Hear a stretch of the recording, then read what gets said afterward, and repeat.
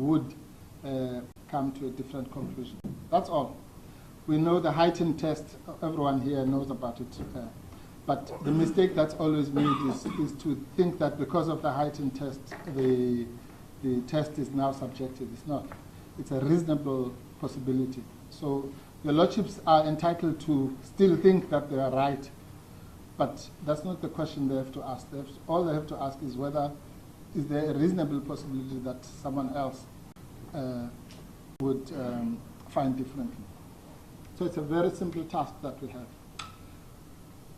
Then, as your lordships well know, even if that test is not passed, the law has deliberately opened a second door for the granting of an application for leave to appeal.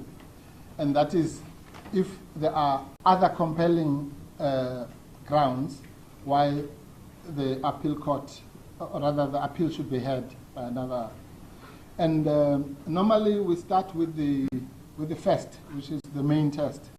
But unconventionally, in this particular matter, I would like to start by addressing the compelling grounds. Because on that basis alone, your lordships ought to grant leave to appeal. Not because your lordships think that they were wrong, as I keep on saying. And we therefore have started in our heads, as I say, unconventionally, with what I will call the big five issues, which ought in their own right to convince your lordships that there are sufficient grounds for referring the matter upstairs. And going better to the second floor, well, the third floor is usually the best. No, I'll show your lordship that is actually another compelling reason why you should. It's a very serious one. It's actually the most serious one. Because it's actually, maybe let me start with that just for good measure. Section 18, my lord, is, no, it's a simple section, but probably one of the most misunderstood ones, because it has very peculiar provisions. For example, I always say it's the only provision in the law that I know that actually compels a court to deal with a matter on the basis of extreme agency. I've never heard, I don't think it exists anywhere in our law. And there are good reasons for that, because while the legislature said you mustn't even hear it urgently, but extreme agency, because so many delicate rights are involved. Now, to address the issue that your lordship is raising now, it would be the structure of Section 18. And because your lordships, for whatever reason, refrained from determining the merits of the application, that creates the compelling ground why the matter should be referred upstairs. For two reasons. One is the substantive one, which we refer to in our heads, I think towards the end, of the cases where it's S versus Jordan in the Constitutional Court, and another decision of Matopo J.A., which you'll find at paragraphs 18. I'm sorry, page 18 of our heads, paragraph 51, where we deal with the compelling reasons. It says, undue delay which invariably results if the High Court fails to deal with some of the issues raised, especially in a matter of this nature, in a constitutional matter, which everyone agrees this is a constitutional matter. It says, failure by the High Court to consider other challenges could result in unnecessary delay in the disposal of a case. That you'll find at paragraph 52. So this approach was followed with approval by Matopo J.A. in Minister of Justice versus Saripa. So both the Constitutional Court and the SCA have said that where the High Court is faced with a constitutional matter and there are preliminary issues and all sorts of legal issues, it's desirable that the High Court must still reach the merits. And I'll show that in a Section 18 matter that is particularly so. Why do the court say that? Because what Your Lordship refers to as the third floor has said on numerous occasions that it does not want to hear matters as a court of first instance. And for reasons that I don't have to convince Your Lordships. Your Lordships know why that is so. Now, that's why the courts have said you have to decide the merits. In other words, this court should have said, nevertheless, we think Section 18 doesn't apply. That's fine. But we have to reach the issue of exceptional circumstances, irreparable harm, and so on, so that we can say whether if that preliminary point is found against this court's decision, is the Section 18 application good or bad? So that the next court will have the benefit of Your Lordship's reasoning on that issue, and agree or disagree with you. That's irrelevant.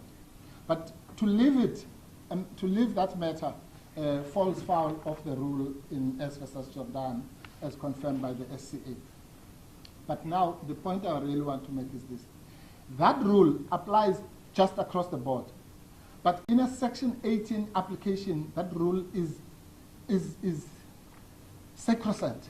I think I'll say that. Why? Because Section 18 says that if you grant Section 18 order, then there's an automatic right of appeal. That's another crucial peculiar factor about Section 18. It gives an automatic right of appeal to the DA and the President. So they don't have to ask for leave to appeal, they don't have to do anything. In this case, they would go straight to Bloemfontein, because this was a full court, without asking anybody for anything, right? Now, in a case of that nature, to then not determine the merits is even worse, because what it really does is that at worst, if leave is granted, which in our respectful submission, it must be granted in these kinds of circumstances, then the SCA will be dealing with the issue of the merits of the Section 18 application as a court of first instance. Okay? Now, that's bad, but it's tolerable because it happens sometimes.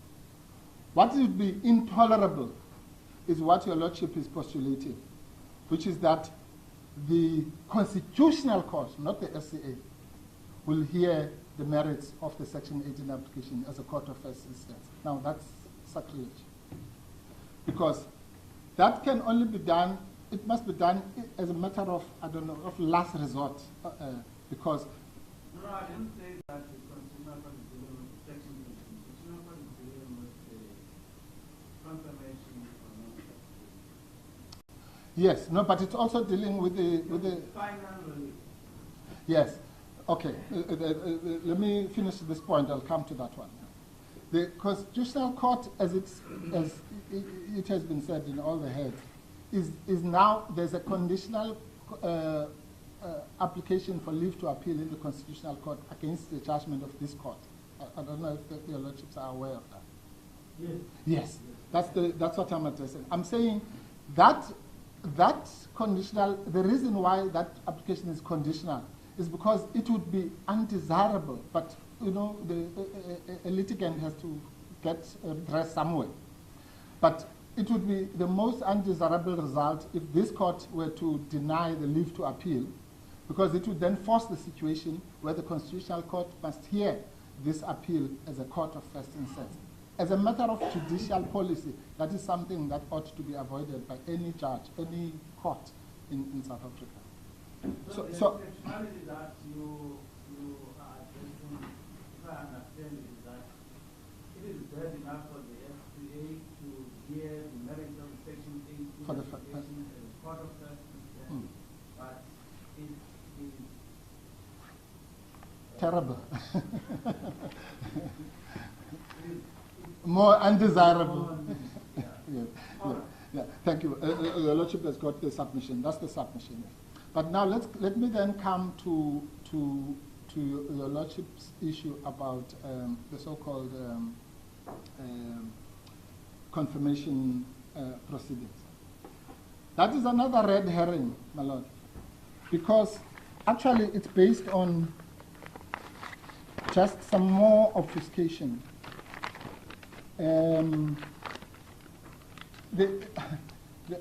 DA goes as far as to say that the matter will be determined on the 24th of November next month, and therefore this court, it would be undesirable to grant leave and so on. Well, that's wrong on so many fundamental levels, and actually it's callous and cruel. Yes, the matter is going to be heard on the 24th of November, but that's not the issue. The issue is whether the public protector must remain suspended as she is until the determination, not the hearing, okay? The determination of the confirmation proceedings. Nobody knows when that will happen. I'll challenge anyone who says that they know. Because the mere fact that something is going to be heard on the 24th of November does not mean that the judgment is going to come out on the 24th of November. The judgment might come in March, April, whenever it comes out, right? So that argument really says that the public protector must be left in the suspended position until some indeterminate date, which might be in March or April next year. That's just an act of cruelty. I don't think there's any other way to describe it. Because all it means is that she must just, wait. And then sometime in April, it might be said, no, you should have actually started work in September. Honestly. So it's not a small matter. It's a small matter, I suppose, for the one who suspends you. But I can tell you from personal experience, it's not a small matter for the person who's suspended, that they have to sit in that position for even a day, 1 day longer than what is necessary. And if that's what a court of justice is supposed to address. So this whole thing about the matter is going to be heard on the 24th of November is meaningless, because that's not the Section 18 application. It was made it clear in Tasima by the Constitutional Court is to until the determination of the appeal and sorry, of the appeal or the application for leave to appeal, as the case may be. In fact, the Section 18.1, if you don't believe me, Section 18.1 says it itself. It says, a decision which is the subject of an application for leave to appeal or an appeal is suspended pending the decision of the application or appeal, not pending the hearing. All right. So again, for the second reason, the mere fact that the matter is in the constitutional, might be heard in the Constitutional Court, doesn't assist, or rather, is actually a good reason why the matter should be, the application should be granted.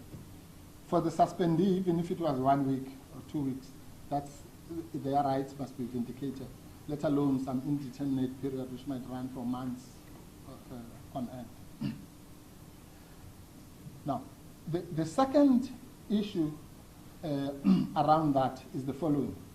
The other argument, which is also a contrivance, is that, oh, well, why would you grant leave to appeal? Because it's just going to take too long for the SCA to hear the matter. I mean, that again is just, I've just explained that this law, Section 18, talks about extreme urgency. So every court has to treat these matters as a matter of extreme urgency. Admittedly, that applies to the converse. If we win, then they get an application for leave on an extreme agency. But that's not the point I'm making. I concede that point. The point I'm making is that this is a section which, by its nature, must be treated with extreme agency. Why? Because either way, it affects Section 34 rights of somebody. Because if the winner in this case the public protector, is deprived of their Section 34 rights, in other words, they're just going to have a Pyrrhic victory. They'll win the so-called appeal one day in 6 months' time. But who's going to bring back the time that this was suspended wrongly? Nobody. So the law is sensitive to that fact. That's the whole purpose of Section 18, by the way, is to make sure that the winner is protected, but at the same time, the loser's right of appeal, which is also under Section 34, is also protected. So it's a delicate balance between the two.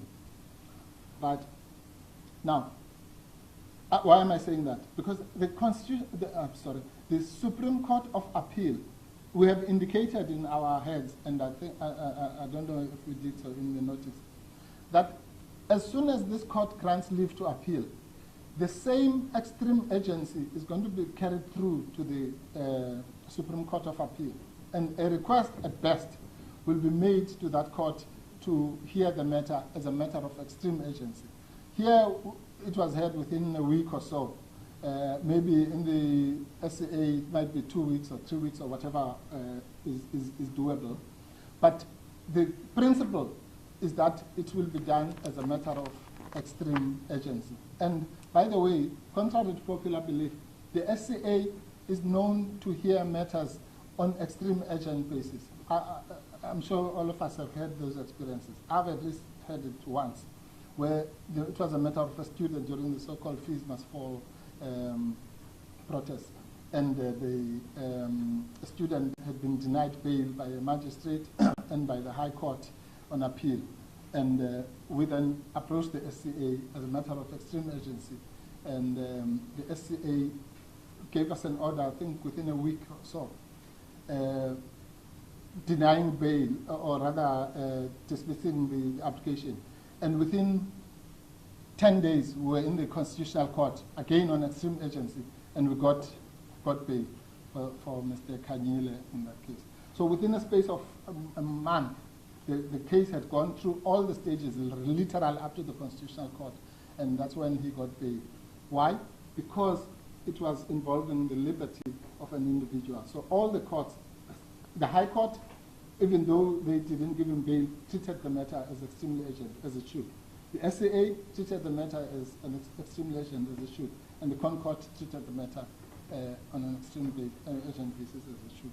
So this notion that, oh, well, we're going to get leave here, and then 8 months later, the Constitutional Court may hear the Section 18, is just fanciful and contrived. We have that bundle that is because we have been provided examples of matters of yes. We haven't been bundled yet. No, you don't. General, no. But, okay, my Lord, let me tell you one thing. You don't need any bundle to know that the SCA may hear a matter. No, agent. Is that when we have heard of argument that refer us to that matter which was treated on an agent basis and took so much. 58 days. Okay. So when we say, no, that's not all that's going on. Look at this. No, let me. Yes, no, fair enough. Let me make your life easier, my Lord. Let's forget about what I've just said. Work it on what you have on the head, which says that the matter, that the lowest of the matters that they've referred to was heard in 58 days, right? Right. So let's work on that. Forget about me. Now, all I'm saying is this: in 58 days from today, is in December sometime, just guessing. Okay? Okay? So I'm saying assume then that work it on their 58 days. I'm saying the public protector, it's common cause and it's known by this court, it's in the papers, is undergoing a Section 194 inquiry. That Section 194 inquiry, at best, is going to be finalized in January next year. That was the program before we had a 1 month delay. So you can be sure that we're now well into February or even March, okay? Now, let's assume it's on the 58 days, because SCA hears the matter on the 58 days. Who, except the most callous of us, is going to say it's not important for the public protector's rights to be vindicated in 58 days, because in 200 days, the thing might end. Or in 1 day, for that matter, if we are really human. Because even if it was going to be done on the 59th day, she must still be, but in this particular case, there is no way, I can put it to you, that the matter will be heard, that matter will, pending which she is suspended, as we all know, will be finalized in the 58 days. So even on their version, this idea that the SCA might take 58 days doesn't assist them. Okay. Right. Now.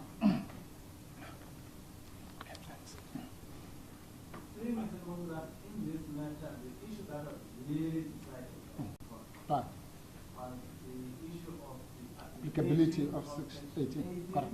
In respect of an order that has been referred for confirmation. Well, that was going to be referred. Yes, that's fine.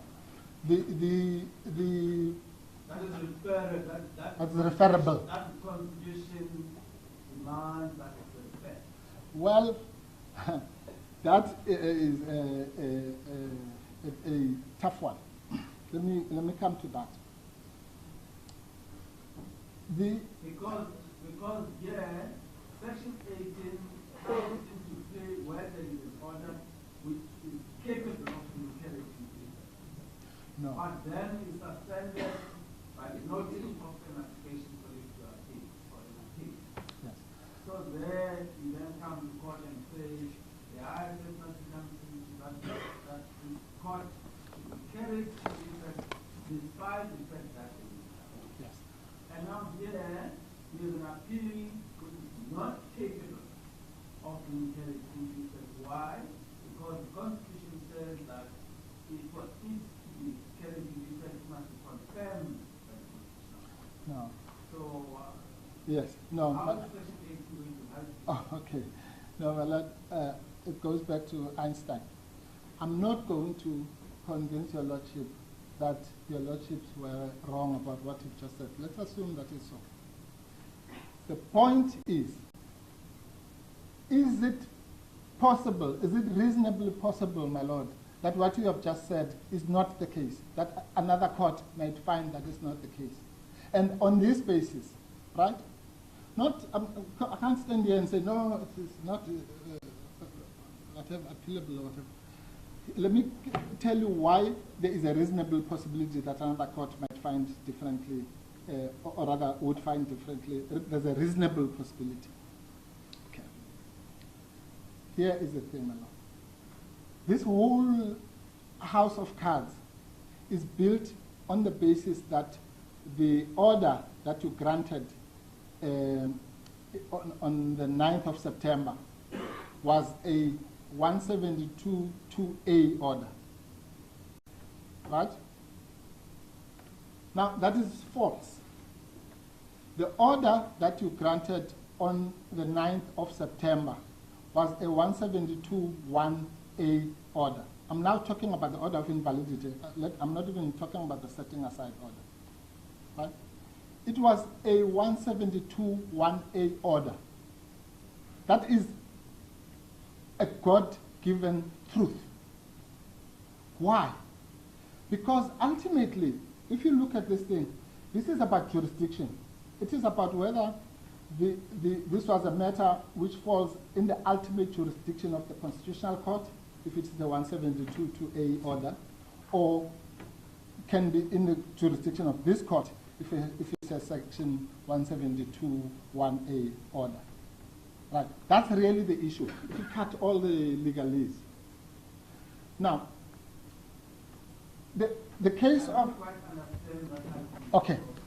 Because all that I understand from the decision that was said boils down to this, where the conduct which has been declared to be inconsistent with the constitution, because this is at the highest level of state power, that requires confirmation by the No, that's wrong, my lord, with the greatest respect. The law is not that. The law is that there is a certain class of conduct by the president which must be referred to the Constitutional Court. Okay? Now, that clearly means there is another class of conduct by the president which does not need to be referred to the Constitutional Court. Okay? So the question is, which is it that we are dealing with? Is it A or B? If it's A, if it's type A, then it's referable. If it's type B, then it's not referable. Musaneke J, as he then was, made this very clear in the Von Abo case, my lord. Just want to find the, it's referred to in our heads. I'll find the actual one. But I can accept that, but here we are dealing with orders which have, as a matter of fact, been said. No. So those orders, it must mean that they cannot be carried. No, I'm sorry. That can't be true. It can be that it's referable because it's been referred. No. The issue is whether... What I'm saying is that the orders have, as a matter of fact, been referred, and orders that cannot be carried. A lot of really. Let me try and explain this like this. Go to Von Abo.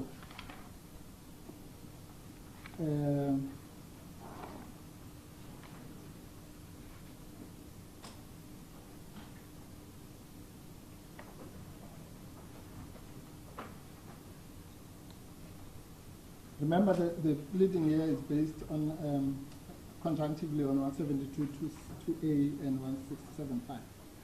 And I know I said I'm not going to read, but I have to read this. It's too short. Where do we find that? Paragraph 32. The page of the bundle? Oh, I'm sorry, 336.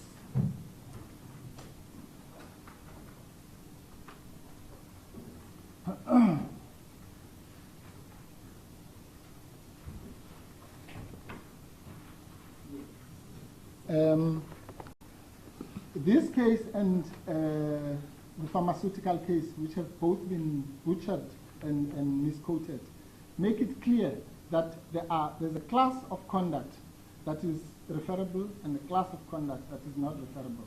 And that the biggest mistake is the formulation that Your Lordship just articulated now, that simply because it's conduct of the president, then it must be referred. No.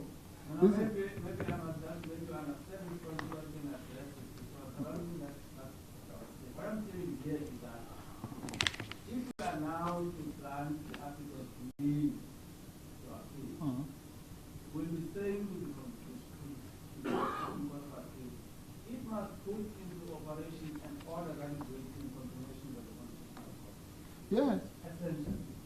Yes, you will, but that's because you're assuming that order is one of the class that must be confirmed. If you are wrong about that, if Your Lordship is wrong about the fact that this order belongs to the class of orders that must be confirmed by the Constitutional Court, a matter that will be debated in the Constitutional Court, so Your Lordship doesn't have to worry about that now. But if your lordships are wrong about that matter, then the SCA, yes, has to make it executable. So it begs the question, my lord, that's all I'm saying. It begs the very question that you are assuming to be a fact, that this matter here belongs to Class A and not Class B. I'm saying that that question is not as clear-cut as a lordship might think it is. Yeah. And it's a debate in pharmaceutical. In the case of pharmaceutical, actually that was the point that was put to the parties by the Constitutional Court. In their directions, they said, please address us first on whether this matter before us, it was about some proclamation, is indeed a 172(2)A matter. And the court, the parties addressed that issue. So it might well be that in the Constitutional Court, that will be the first order of the day. So is this a matter A or Class B? And we'll address it, and whoever succeeds will succeed. But nobody must assume that that's God-given, that it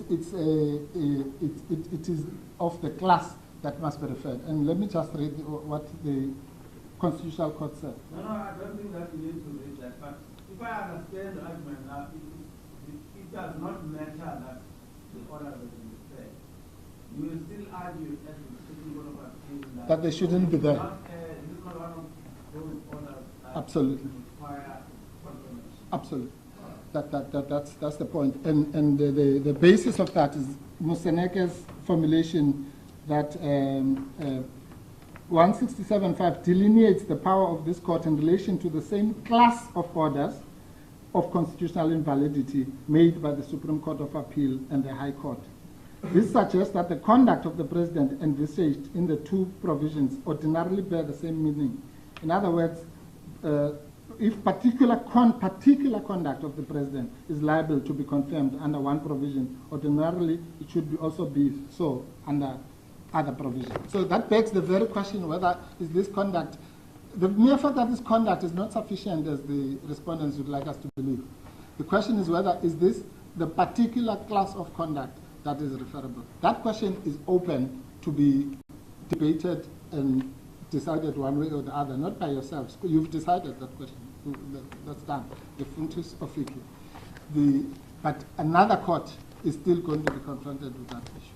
That's the first thing. The second thing why leave should be granted is exactly because, my lord, once okay, now let me start it like this, just to show that this was a 172(1)A order. And let me do this by also debunking the myth peddled by the DA, which I did in the last time we were here, but unsuccessfully, that this order can be, in the same breath, a 172(1)A order and the 172(2)A order. There is no such thing in life. The order, if it's a 172(1)A order, which this one definitely is, and then it's an order of, forget about all these things about the common law and whether it's conduct or a decision. Then it would be an order of invalidity that is in the province of this court. Full stop. It doesn't have to go anywhere to anybody else. If, on the other hand, it's a 172(2)A order, which is a different animal, then it must go to the Constitutional Court. Okay? But there's no order that is both. There's no such thing. The order is let me illustrate this by making this clear. The second order, the setting aside order, according to them, they say it's ancillary to the first order. Now that's a mismatch of logic, because how can a 172(1)B order be ancillary to a 172(2)A order? No. A 172(1)B order is always ancillary to a 172(1)A order. Otherwise, there would have been another section under 172.2a that says, and then the court can give just and equitable. Yes. The scheme of the Constitution that it is 172.1 that empowers the court to declare the conduct inconsistent with the Constitution invalid. And then 1B then gives the court discretion to give a just and equitable remedy.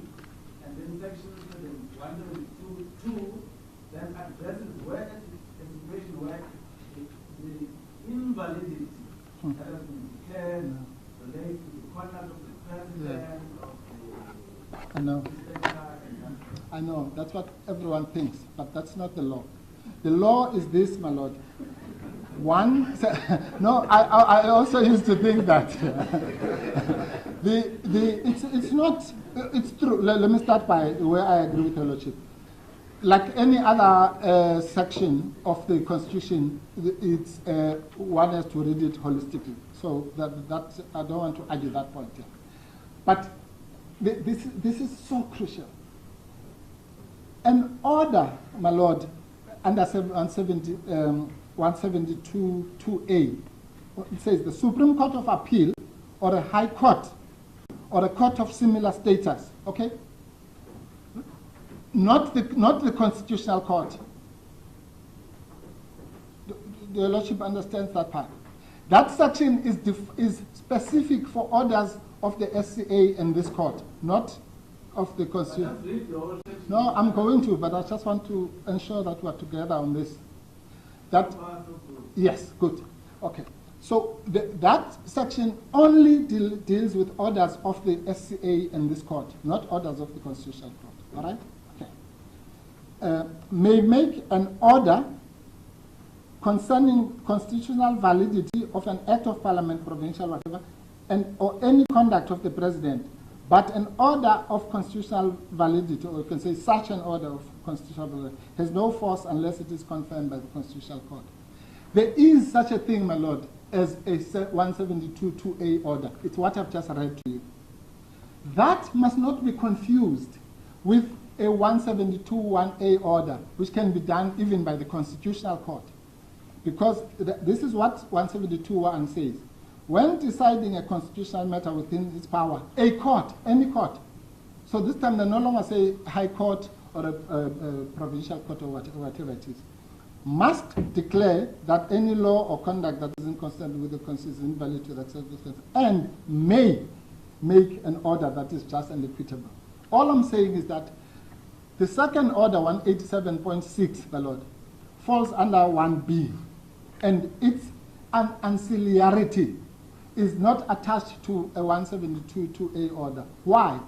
Because the law is very simple on these issues of jurisdiction or demarcation or whatever you call it. It says that is defined by the pleadings. All right? I should know because I drafted the pleadings. So the pleadings in this case said we're bringing to you a 172.1 case matter. Everybody argued the matter on the basis that it's a 172.1 matter. The court gave judgment on the basis that it is a 172.1 matter.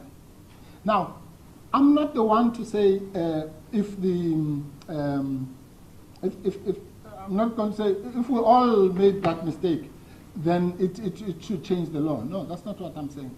I'm saying that the reality is that another court, looking at your judgment, my lords, will be convinced that everybody, the parties themselves, the court, was here giving an order of 172.1b on the basis of a... there's nothing there in that order, with the greatest respect to this court. Nothing that says... in fact, there's the exact opposite imputation. Because if this court wanted to give a 172.2a order, it would have said, we limit the retrospectivity of this. I'm not questioning that. And therefore, this order will be effective once it is confirmed by the Constitutional Court. That's what this court would have said in a 172.2a, if it was giving a 172.2a order. This court did not do that. This court said this order will be effective from the 9th of September. Right? It will be effective on the 9th of September. What are the implications of that? Let me explain the absurdity of the contrary argument.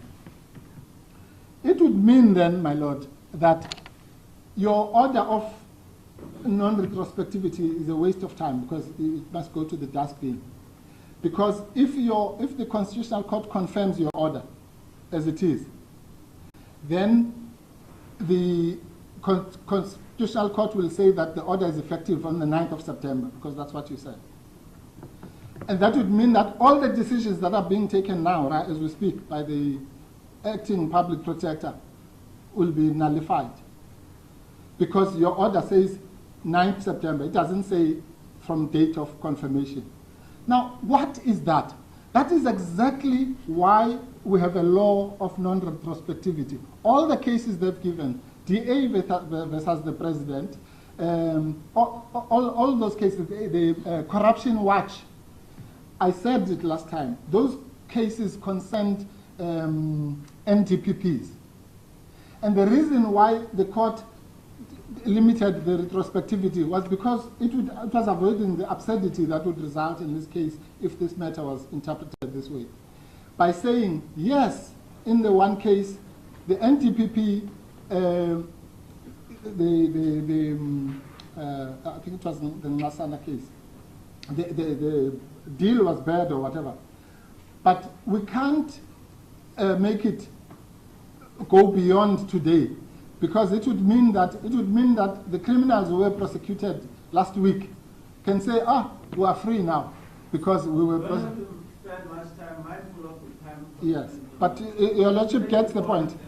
Well, if your lordship gets the point is that your order as it stands, which is effective on the 9th of September, if it were to be confirmed, would lead, if it was going to be regarded as a so-called 172.2a, would lead to chaos. Because it would mean that as from the 9th of September up to now, the Constitutional Court must say your order was, I mean, that's just, I think it's very clear.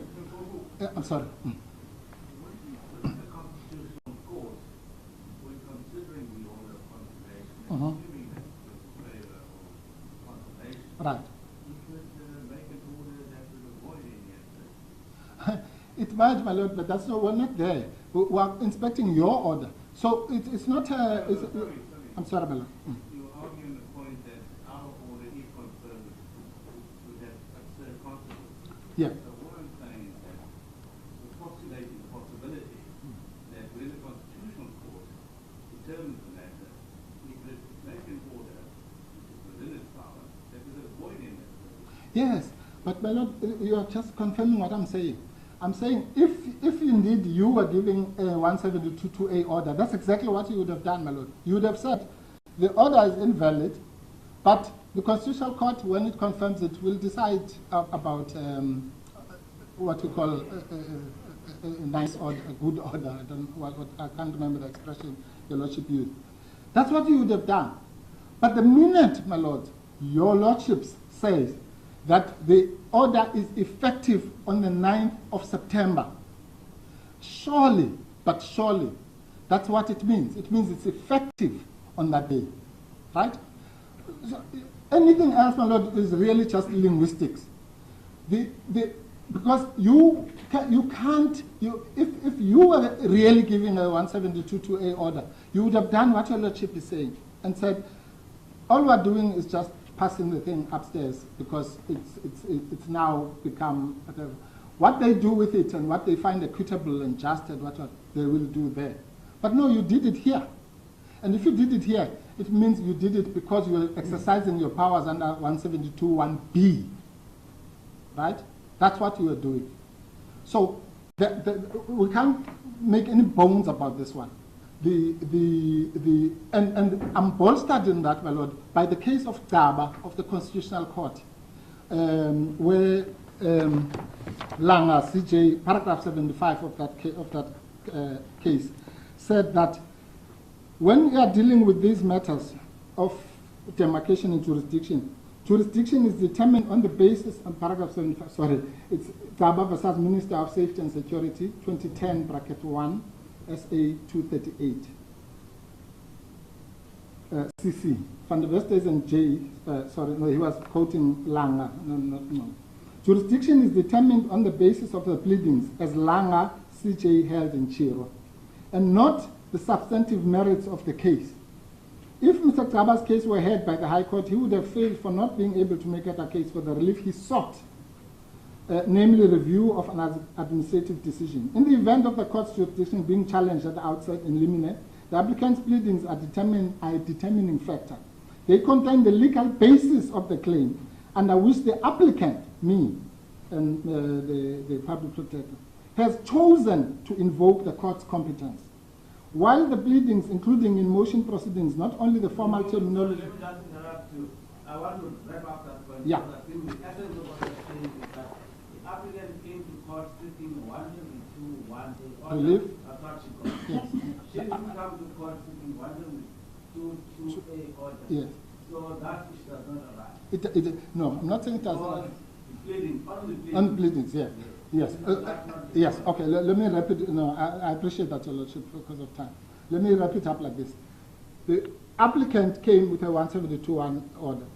The respondents opposed a 172.1 order. The court gave a 172.1B order. Full stop. And and I'm not saying you must agree with that. All you must say is that there is a court somewhere sitting objectively.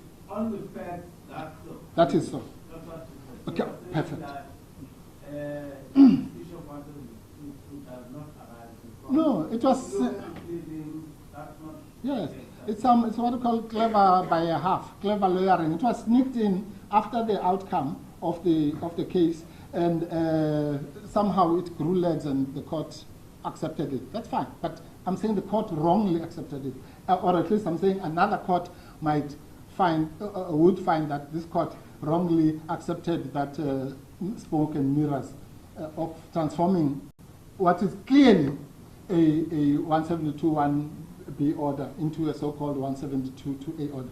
But if you don't believe me, my Lord, assume I'm wrong as far as the 187.6 order, 187.5 order is concerned.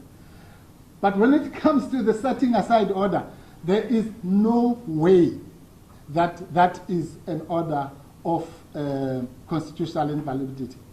Because a setting aside order is a different animal, as we say in the preamble. The setting aside order could have been given on its own, right? Whether it's 172.2A or 172.1B.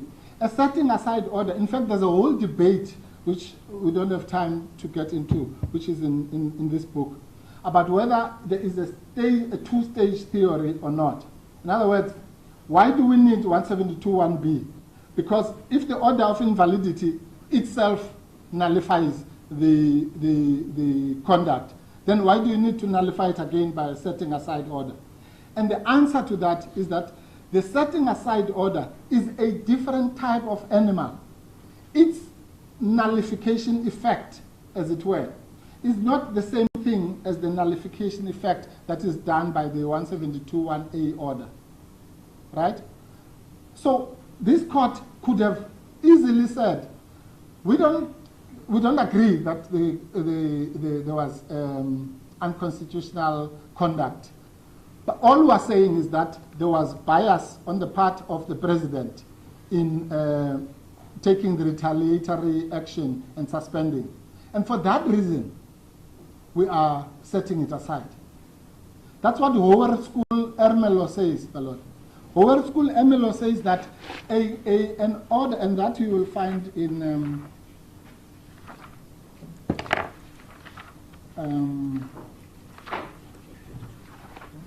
paragraph 32 of 22.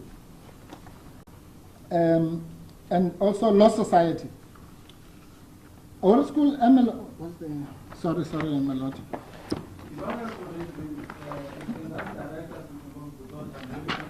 Yes. Okay. No, this one, I'm sorry, my lord, I have to read. If you go to our the urgent notice of application for leave to appeal, it's quoted in the head. We didn't quote it because it's here. It's 4.2 of the notice. This is what the Musaneke DCJ said. The remedial power envisaged in section 172(1)b is not only available when a court makes an order of invalidity of a law or conduct under section 172(1)a. Okay? Now, if we can just accept that reality, then we are home and dry. The remedy that's given under section 172(1)b is not only available if there was an order under section 172(1)a. A just and equitable order may be made even in instances when the outcome of a constitutional dispute does not hinge on constitutional invalidity of legislation or conduct. It cannot be clearer than that. This is the Constitutional Court of South Africa saying that an order of setting aside is not necessarily available when there has been a 172(1)a order. What does that mean for this case? It means, my lord, that your lordship, there's a reasonable possibility and there are compelling reasons why another court might look at the setting aside order, the reinstatement order, to use a colloquialism. That order, firstly, as I say, the first order is not a 72(2)a order by any description, but even if it is, the other order is not ancillary, necessarily ancillary to it.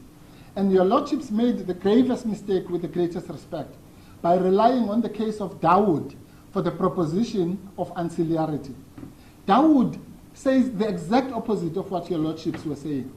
Dawood says that the ancillarity will only be found if the second order flows from the first order. But your lordships, with the greatest respect, wrongly said, even if there's no ancillarity, Dawood applies. But Dawood says the exact opposite. Dawood says it only applies if the order flows from the other. But if it doesn't flow from the other, then that other order has a life of its own. That's Dawood. Dawood is in our favor, with the greatest respect. For it to be used against us is a mystery, because the ancillarity argument, I accept the primary argument, and the court said it. You must have ancillary to what. But then the court went further to say, no, even if there's no ancillarity, because of Dawood, it flowed. Yes, it's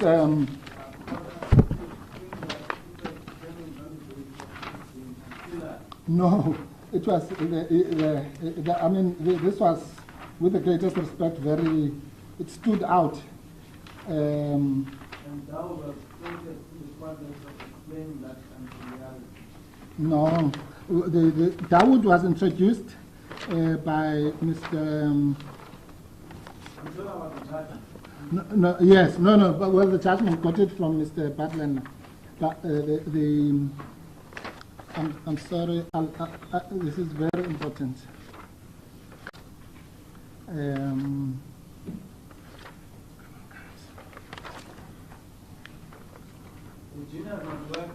Hey, my Lord, I tell you.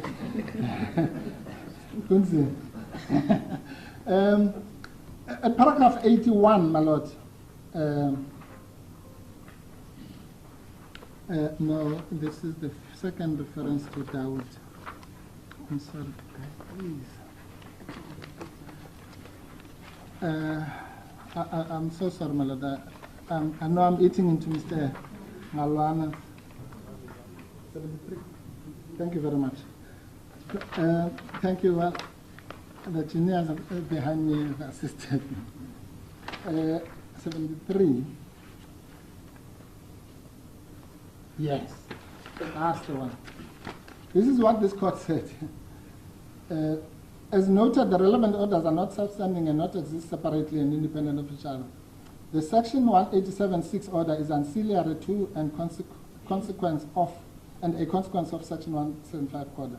I've already addressed that. Now, here's the point where the court went wrong.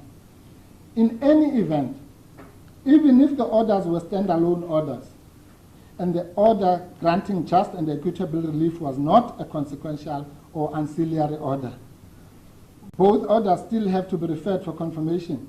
This was made clear in Dawood. And look at what Dawood actually says. It says the exact opposite. It says, it is not only the direct order of unconstitutional itself that must be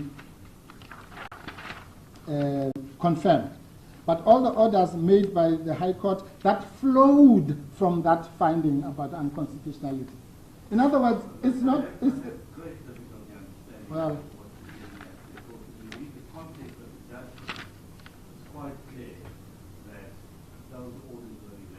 no, yes, that's the primary thing, but the second part is not true.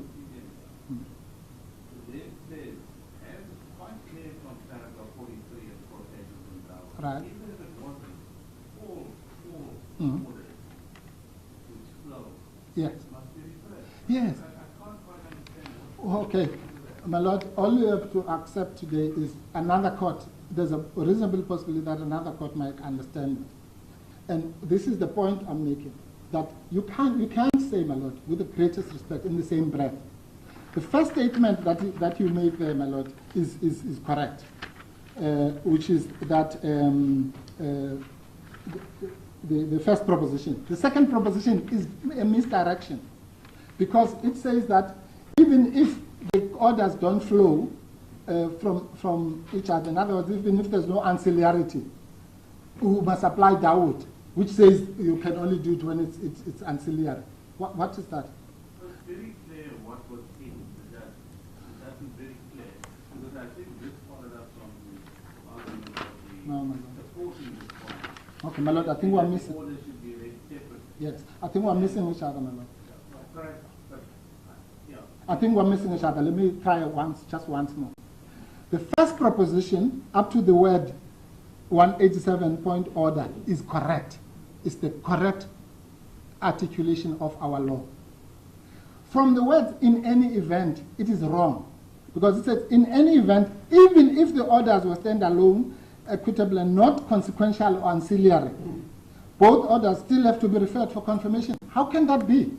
Even, in other words, even if there's no ancillarity, there's no flowing from, there's no relationship between the two orders, they must still be referred. That's not true. That's Dawood says is the exact opposite, because Dawood says it's the order itself must blah blah blah blah. Any order that flowed from that finding about constitutionality. All I'm saying to you, you cannot rip paragraph 73 out of context. Read it within the context. Well, All I'm saying to you. okay. All right, my lord, I'll leave it there. Now, the point then is simply that ancillarity is a requisite. There's no doubt about it. And that flows from Dawood. So anybody who says that ancillarity, even if it's not there, we can apply Dawood, that is wrong. That's not the law. I think Dawood saying this all orders that flow from the finding of unconscious. Yes. Must be referred. Yes. But then, Now, the second sorry. part, Mm. doesn't it flow from the finding of unconscious? I think that's what it's been conveyed. But, my lord, really, then we're going in flowing from. It doesn't matter. Yeah. It is because of the unconstitutionality that is set aside. Yes, but I've just spent 15 minutes explaining why that order has a life of its own and could have been given even without. So if we are going to now go back to that, then the reason I started this discussion by explaining the relationship between a setting aside order, which is one kind of animal, and an invalidity order, the so-called two-stage theory, was to avoid this, because now then otherwise we'll go into circles. And that's why I'm saying I agree with your Lordship who wrote the judgment's view that if there is ancillarity, Dawood applies. I agree. Everyone has to agree. But if there's no ancillarity, to say even if there's no ancillarity, Dawood applies is wrong. It's just wrong. So that's as far as I can take it here. Because so you don't have to. But it's not enough to leave it there. You must then go further to saying that the setting aside in these instances does not flow from the finding of Yeah, my Lord. Yes, I'll do it again. That's where I started. I said the setting aside order is an order that your lordships could have said. I said that it could have, but in this instance. No. Okay. Let's talk about these instances. Yes. No. Okay. Let me. Could we have set it aside without finding that conduct? Yes. You could have, on the basis that nemo judex in rem causa, or if it could have been audi alteram or any of the other processes. So we could have come here, my Lord, and say the president was conflicted because of the Phala matter. And as a result of that conflict, which he did not declare or he did not whatever, he retaliated by suspending the public protector. That is unlawful, okay? And because it is unlawful, my lords, please set it aside. We could have done that. And or your lordships, even if we didn't do it, your lordship could have said, no, Mr. Pofi, you are wrong. Section 96 doesn't apply. But we are finding in your favor only because of the conflict. Okay? So if you had done that, you cannot then say, and you then wouldn't have given order number 187.5. You would have simply said, I'm setting aside the suspension because it is the fruits of a poisonous tree. What is the poisonous tree? The poisonous tree is the retaliation, all the things that the court said. I think you need to wrap up. Yes. Okay, thank you. Yes, my Lord. Well, my Lord, let me do it like this. I'm not going to, fortunately, I've in this discussion, and I'm indebted to the court, we have covered both what I call the 17A1 issues. These are the issues that we're debating now. But I would like to leave the court with this thought, please, which is that even whatever the merits or demerits of the 17A1 issue is concerned, in this particular case, there are compelling reasons why leave should be granted, not least of which is to avoid the specter of the Constitutional Court having to decide this matter as a court of first instance. At least, your lordships, it is in your hands to take the matter to the SCA at least, so that in that category of bad things. Exactly. But if your lordship don't, absolutely, because exactly, if your lordships don't grant leave, then you are sending it to the third floor, and that is undesirable from any point of view that you can think of. So we are imploring your lordship, particularly the merits now, because the merits your lordships did not deal with. Somebody has to deal with the merits, and it would be the worst thing on earth if those merits would be dealt with on the third floor as a court of first instance, merely because this court did not follow the S versus Jordan injunction of dealing with everything so as to empower the second and third floors with the wisdom of this court on the primary issues. That alone, my lord, forget everything else, is a compelling reason enough for this court to limit the damage, so to speak, by referring it to the SCA, so that, so I promise this is the last point. The worst thing, my lord, that would happen is that if the matter is heard by the SCA as a court of first instance, is that it will make a mockery of Section 18. Because Section 18, as you know, says that if we succeed, then there's an automatic appeal to the next court. Now there's no next court after the Constitutional Court. So if the Constitutional Court were to be allowed to be made by your Lordship's judgment to hear this matter as the first court of first instance, you would thereby be depriving the DA and the President of their right of automatic appeal. Because where are they going to appeal to? There's no, in the SCA at least, if they lose there, they can take it on automatic appeal to the Court. But if it's in the Court, where are they going to go? To the International Court of Justice? No. They can't. That will be the end. And therefore, their own Section 34 rights will be, let alone the human rights of the public protector, will, by the stroke of a pen of denying leave to appeal, be denied. In fact, all the parties will then be aggrieved because that situation must never be allowed to happen. That's got this. So. I appreciate the argument that you made to the merit of understanding that. Right. And it seems to me that the Section 18 application is dependent on the parties there, which is apparently dispositive of the lawfulness of the African services. And yes. This matter is pending before the Constitutional Court. Yes. Yes. Yeah. Now, I just want to hear you on that aspect, because it seems to me, as I'm saying, my understanding is that the Section 18 is dependent on the parties there. Absolutely. So the Constitutional Court is in due course not deal with the lawfulness of the suspension of that. Yes. In due course. In due course, yes. No, it will. I mean, that's where everything ends up in the end. The question, as I said earlier, is that might happen in March or April. So this case, my Lord, with the greatest respect, is about one thing and one thing only.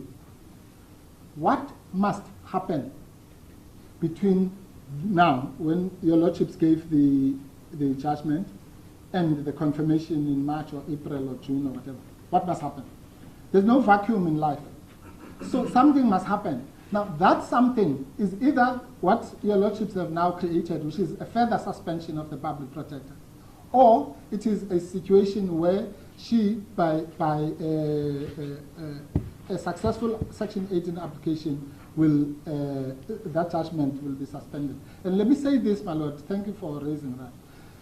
The biggest absurdity, and I use that word advisedly, with the interpretation that is contended by the other side is this. They say the order that you granted is nothing, right? But they are appealing it.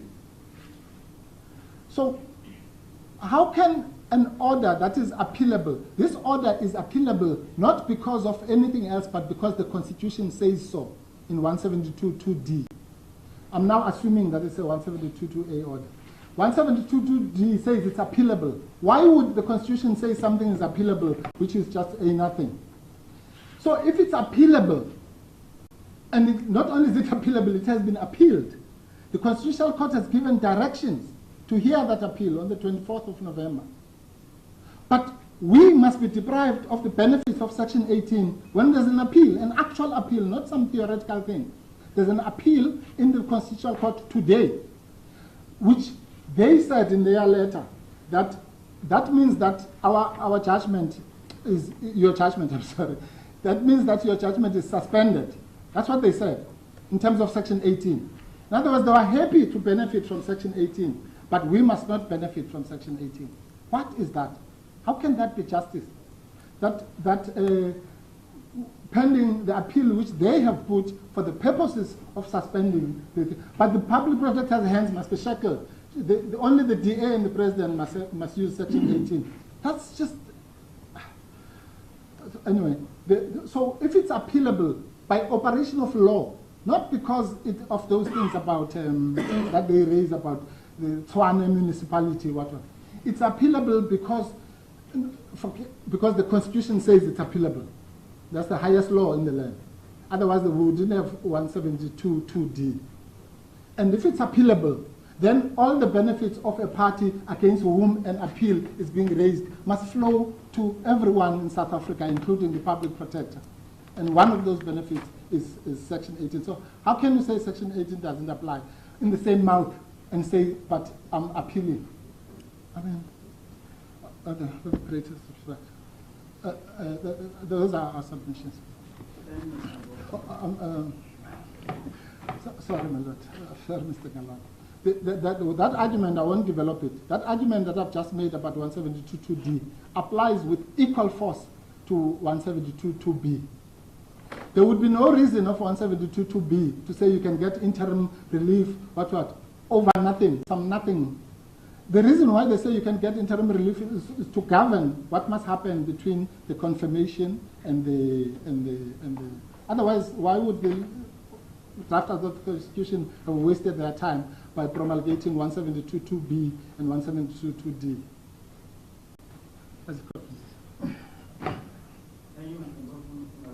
Thank you, Justices. My time is up before I started, but I'm not complaining because Mr. Mpofu is doing his leeches. Yes, you are merely supporting. Well, that's... Just associate yourself with that. No. Justices, I have in the meantime borrowed 5 minutes each from our learned friends for the President and the Democratic Alliance. So I'll ask, I would imagine, that my 10 minutes start now because my 15 minutes is already up. So I don't want to be unfair to them. We have, though, in order to facilitate a quick address to your lordships, prepared a note, which we beg leave to hand up. As your lordships know, in applications for leave to appeal, it's unusual for counsel, voluntarily to prepare heads of argument. Usually it happens when the court asks for them. So I must confess that I was caught by surprise to receive 3 sets of heads of argument in the afternoon yesterday, and spent overnight trying to see how we can argue the case without repeating what Mr. Mpofu has said. So in this note, we started paragraph 10 in the interest of time. We confine ourselves to the compelling reasons as the ground for granting leave to appeal, and we do so on 3 bases. The first is that there are conflicting judgments on the issue of automatic confirmation of this order, of an order by confirmation by the apex court declaring the conduct of the President to be unlawful. The second is that the view taken by this court itself takes off the importance of this matter in paragraph 24 of the judgment. And the third is that the issue that arises in this case involve the interpretation not only of legislation in the form of Section 18 of the Superior Courts Act, but also of Section 172 of the Constitution. Now, the Constitutional Court, in a long line of cases starting in 2003 with the Lehau versus UCT judgment, said that an interpretation and application of a statute raises a constitutional issue. And so the High Court, whether it's by a single judge or by the full bench, cannot be the final arbiter to the proper interpretation and application of a constitutional provision. And we say, just on that ground and on those 3 grounds which I'll develop in a moment, leave to appeal should be granted. Now, we start with paragraph 13, reference to the Supreme Court of Appeal judgment in Karatko, which set out the standard, not for the first time. I'm sure there are other authorities that set this out, but the emphasis we want to make is lower down in that quoted passage in page 4, at page 5, top of the page, which talks about a compelling reason, including an important question of law or discrete issue of public importance that will have an effect on future disputes. That judgment was followed by a judgment of the Durban High Court, which we cite in paragraph 14 in Transnet Durban versus eThekwini. I'm not going to read it. Your lordships can read it in their own time. We then start with the conflicting judgments. Your lordship will remember a judgment of the full bench of the Pretoria High Court in the matter involving the state of capture report, where the president, former president, sought to challenge and set aside on review the remedial action of the public protector, the then public protector. Now, counsel for the president in this case have given 4 cases in paragraph 44, I think, of their heads of argument, where a high court finding on the conduct of the president was subjected to confirmation by the Constitutional Court. They say in paragraph 45, in paragraph 17 of the note, they say if the decision, I'm quoting from their heads, if the decision in question amounts to conduct of the president which is inconsistent with the Constitution, it is subject to confirmation by the Apex Court. I think they were preparing heads for the Constitutional Court because the citation said it is subject to the confirmation by this court, and they mean the Apex Court. Well, there is at least one judgment that didn't do that. A full bench of Victoria High Court in President of the Republic of South Africa versus Office of Public Protector.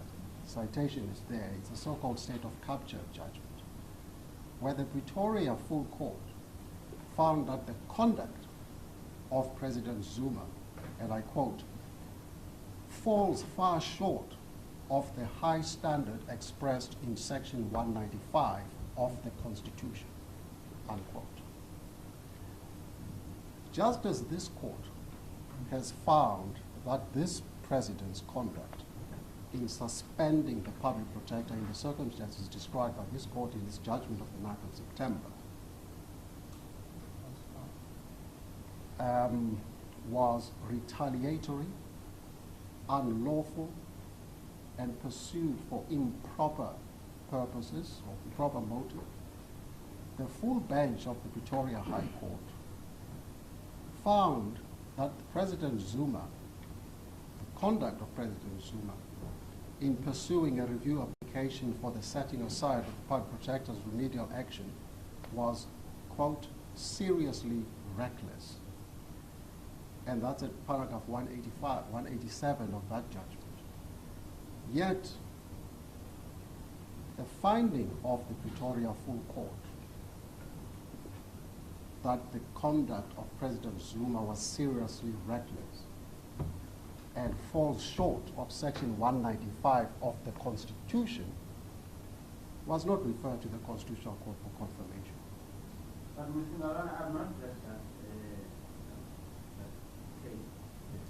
But it occurs to me superficially that in that instance where he was the president of the applicant, then it might be that there was no order that related to his conduct that would have been subject to confirmation. Is that not the argument? Yes, but what I'm saying is there was a finding.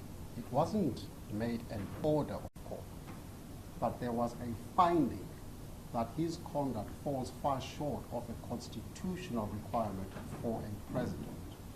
But isn't it the orders that are prepared for confirmation? I think I don't have the section, but I seem to think basically that it's orders declaring the conduct of certain states that require confirmation. Yes, Justice Zuku, you're quite right. In the order itself, there was no finding, there was no order that he had acted contrary to the Constitution. But there may as well have been, because one doesn't lightly say the president has acted contrary to the Constitution. We can't take it further than that. I'm raising this so that we are still here, you can assist us. Yes. I don't retire and then all of a sudden I realize that I should ask Mr. Malona. Yes. No, I'm in agreement with your lordship. It's not in the order. is in the judgment itself that led to those orders that were made to refuse to set aside the remedial action of the public protector. There is a second point, and it is the view taken by this court in paragraph 24 that renders this matter appealable or renders it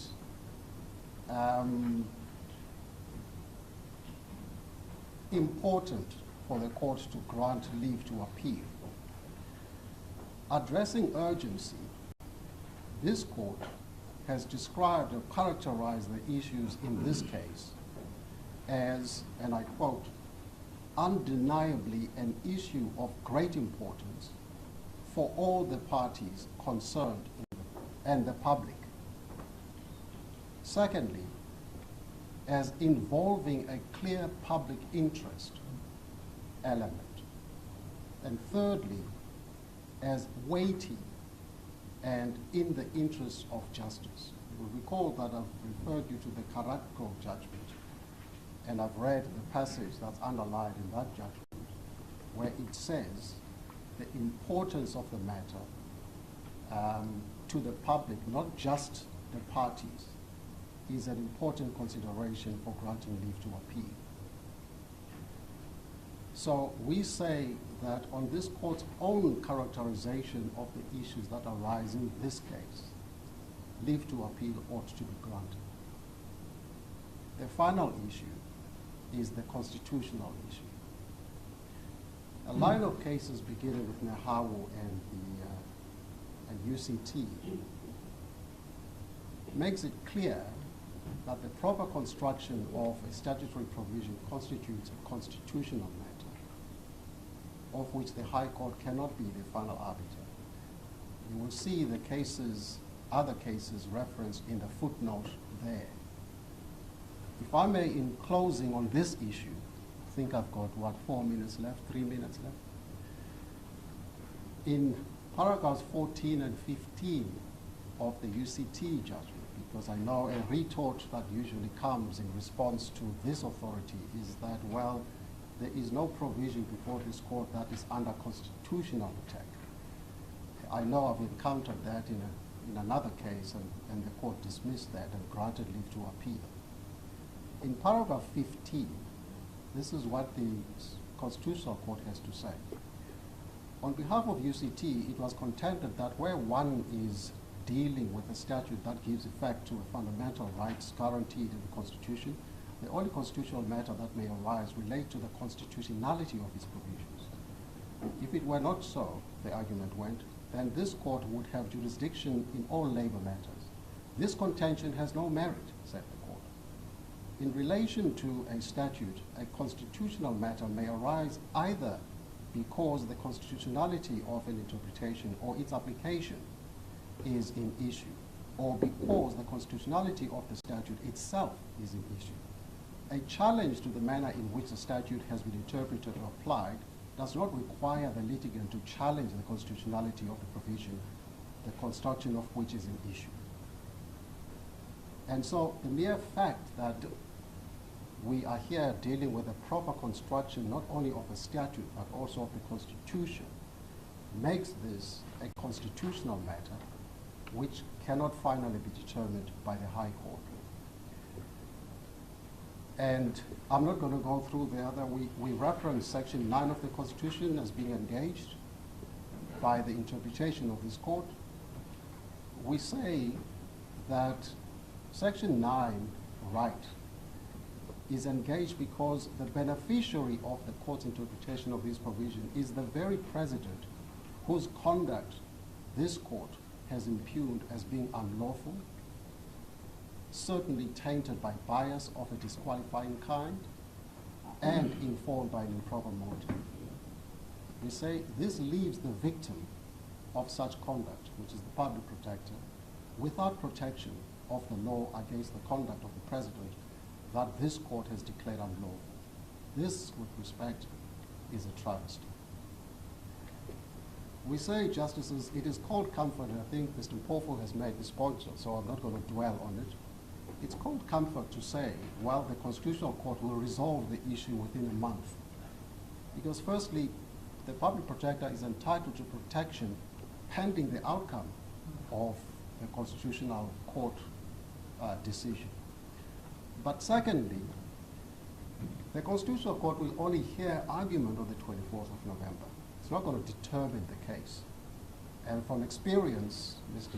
Bishop for, I think, the Democratic Alliance has chronicled a number of cases saying, well, this case took so long and this one took this short 58 hours, 58 days, I'm sorry, and so on. But we have our own examples. You'll see in paragraph 29.2, I argued a case on behalf of the Public Protector against the Reserve Bank.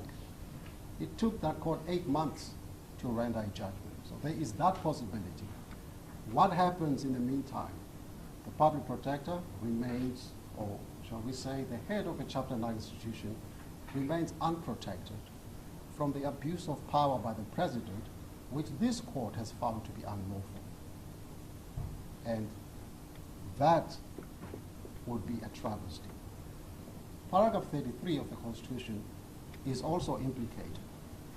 This court, having found that the President's suspension of her is unlawful and so on, the suspension decision is clearly stripped of the legality by this court.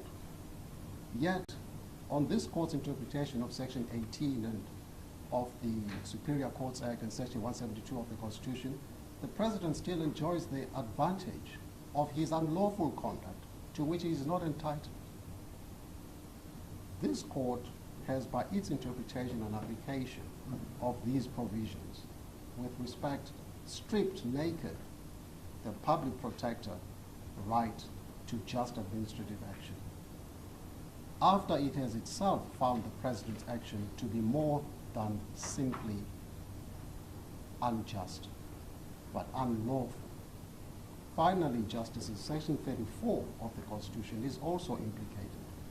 It's imperilled by this court's interpretation and application of those provisions because now the President seeks to press his undeserved advantage by denying her right to take this court's decision on appeal and on pain of a personal court order. The irony of the wrongdoer benefiting from his own wrongdoing, as declared by this court, is palpable and disappointing with respect in what is supposed to be a constitutional democracy of which the courts are supposed to be the guardians. My lords, I've stolen more time than I've borrowed from my learned friends. There is a point that I would have liked to discuss with your lordships in the presence of us all in chambers. It is raised in our note right at the beginning. I think it's the first 4 or 5 paragraphs. In the interest of time, I'm not going to raise it in open court. I ask your lordships to consider the request we make in that regard. It has to do with the characterization of counsel's argument as sophistry. I'm not going to raise it now in open court. I leave it to your lordships to consider, unless there's anything your lordships have for us. Those would be our submissions.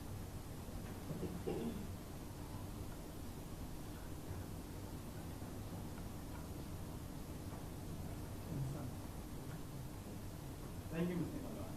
Thank you. Oh, thank you. Mary? Thank you very much, Justice. I have agreed with Mr. Bishop that we will split the 1 hour between us. 20 minutes. 50 minutes. It is now, I intend, Justices, to take until no longer than 35 minutes at the most to share with my submissions. Justices, I will be brief. There are 5 areas or 5 topics I intend addressing in short time. The first of these is to make a submission that this application is an abusive process. The second is to deal with legal principles that go with the appealability of interim orders and the exceedingly high threshold that one has to meet in that regard. The third is to deal with the merits of the ground of appeal that applicant Mkhwebane has raised. The fourth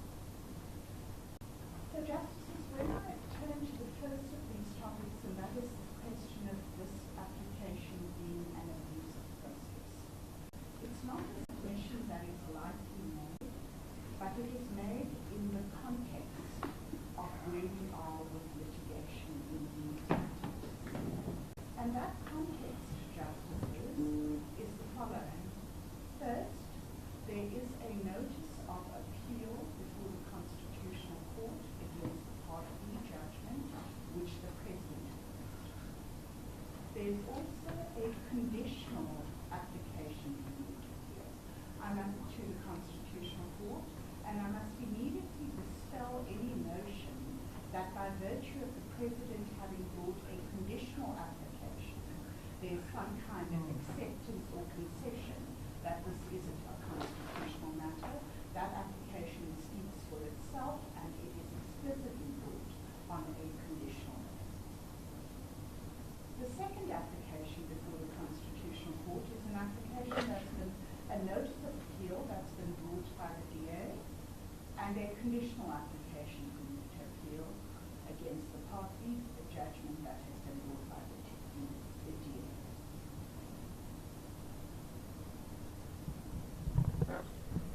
The third, Justices, is an application for conditional leave to appeal and conditional confirmation that has been brought by Advocate Mkhwebane herself to the Constitutional Court. And she says at paragraph 52 and 53 of that application, to the extent necessary, and in the event of it being found that the relevant orders are hit by section 172(2)(a) of the Constitution, which is still denied, then I will apply for confirmation of those orders. And she says she'll do so on the grounds canvassed above in relation to the merits of the appeal and the public and Advocate Mkhwebane's grounds of cross-appeal.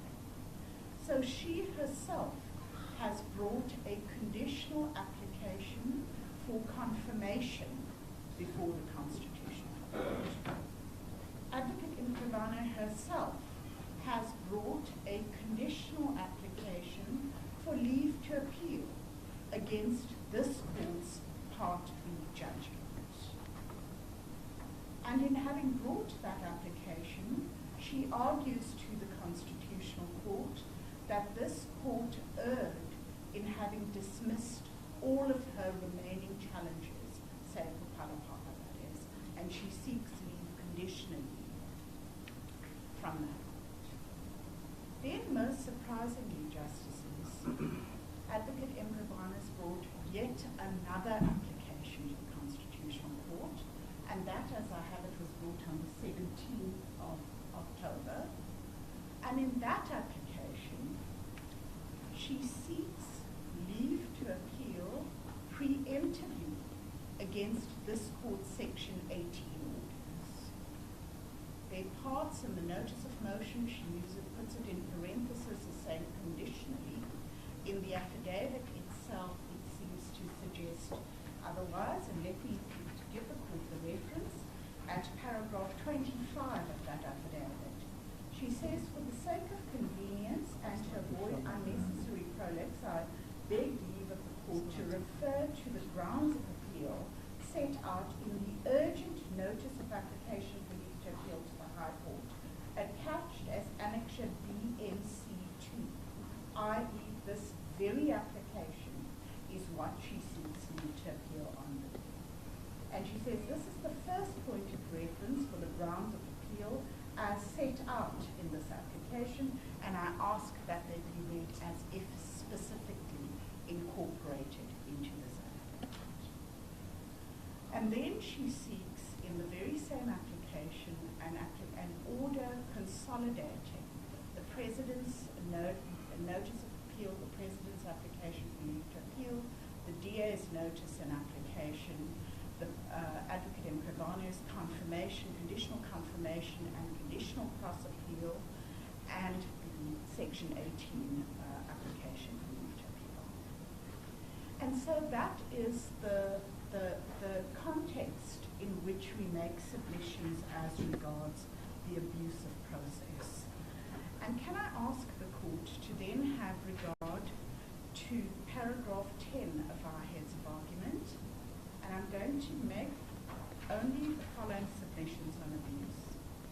Point 1 is that it's common cause that the pending applications are going to be heard by the Constitutional Court on the 24th of November.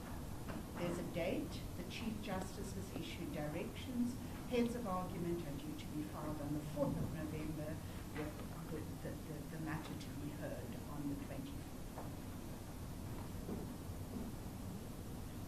point two is that there is already this pending application as a preemptive strike against this court, even before this judgment has been handed down, seeking leave to appeal against this court Section 18 order already. That's before the Constitutional Court. The third reason why we say it's not in the interest of justice is because we submit as a matter of practicality. We've all been there, we all litigate regularly in the SCA and the Constitutional Court, and that Advocate Mkhwebane would have to show that her Section 18 appeal can get to the SCA in advance of the hearing of the 24th of November, and that there's some kind of probability that it will be determined by the SCA on those time frames. This court is fully apprised of what the process is to get a matter to the SCA. And this court is equally well apprised that there's no telling how long any court will take to give an order in this matter. And so, if one were then to distill why we say it is not in the interest of justice for leave to appeal to be granted on this, we have a set down date in the Constitutional Court of the 24th of November. When that matter is determined, it's the end of the road for all parties concerned. And in those circumstances, we submit there's no basis on which this court, particularly in the context of scarce judicial resources, to be granting leave to appeal to the SCA on this time. Justices, if I could turn to the next subject, and that is the appealability of interim orders. We deal before we move on, what you said you had in the video is that this court permitted to deal with the merits of the application because according to him that is compelling. Yes. Justice Lekelele, that might seem like an attractive argument at first blush. On a reading of paragraph, I think it is 21 of the Jordan case, and on a reading of the Saripa case, which referred to it, the principle is this court will be well apprised of the Jordan case. It dealt with the constitutionality of certain provisions under the Previous Sexual Offences Act. It went to the High Court. The High Court determined the matter on the basis of an unconstitutionality only on sections 9, I think it was, or under the Interim Constitution Section 8. And it then got to the Constitutional Court. The Constitutional Court disagreed with the High Court, and it was in that context that the Constitutional Court said, and perhaps I'm at with the reference of paragraph 21 in its entirety, bear with me, of Jordan. So, page 275 of the bond. Okay, it's 275 of the bundle. Mr. Mkhwebane tells me, thank you. And the court will see there what Justice Ndlovu said at paragraph 21.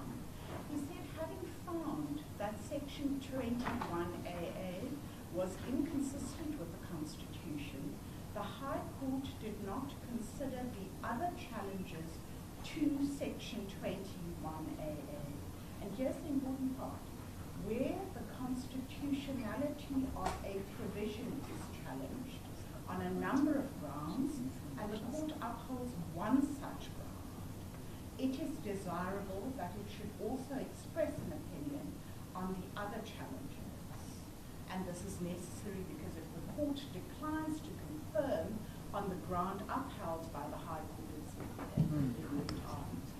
And here's where in the Saripa judgment, the court is fully aware, endorsed that decree in the Constitutional Court. But where this matter parts ways with those judgments is that this is a section 18 application book. There's no challenge to the constitutionality of a provision. It's a straight argument by Advocate Mkhwebane that she ought to be granted relief in terms of section 18. And I know of no authority, justices, that demands that when one looks at a a challenge as brought here in terms of the statutory provision as opposed to whether a provision is constitutionally sound or not, that the dicta of Sarita or Jordan found application. So Justice Lekuleni, coming back to your question, the submission is that there is no basis, it's entirely distinguishable. Because the entirely That is so, that is so. and your comment to the Matopa judgment, I think you put to Yes. And the Matopa judgment does no more, Justice Lekuleni, than to endorse what was said in Sarita. So it doesn't say take the principle any further. It refers to the principle with reference to Jordan, and it endorses it, and so there's no separate issue on that. So, Justices, if I could then move on to the appeal against interim orders. We deal with this at page 10 of our heads of argument, paragraph 28.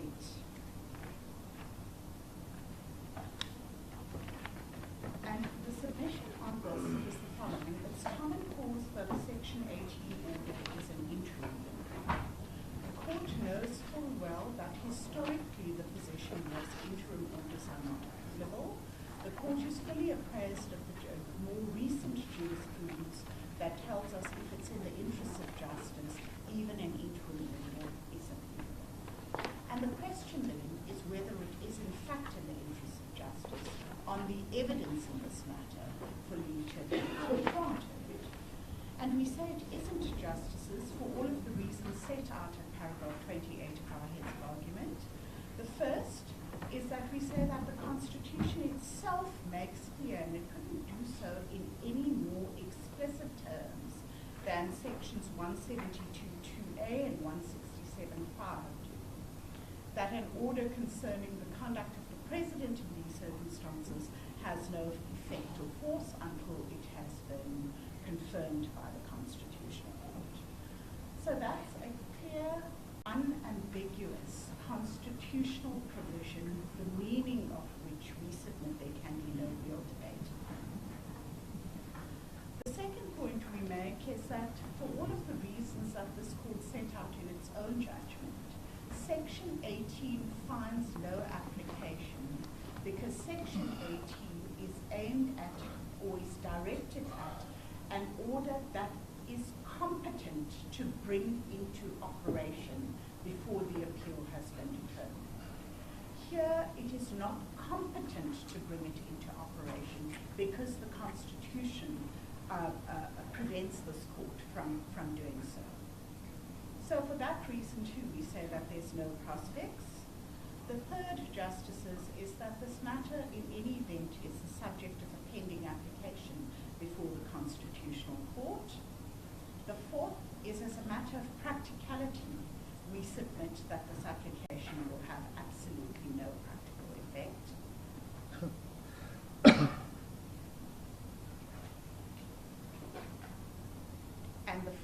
And the last is the submissions I've already made in relation to the Constitutional Court process.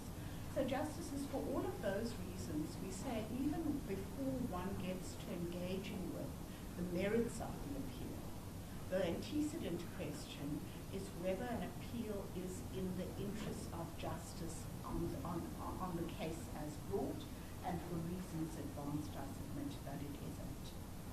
Justices, if I could then move to the third of the issues, and that is to engage with the grounds of appeal.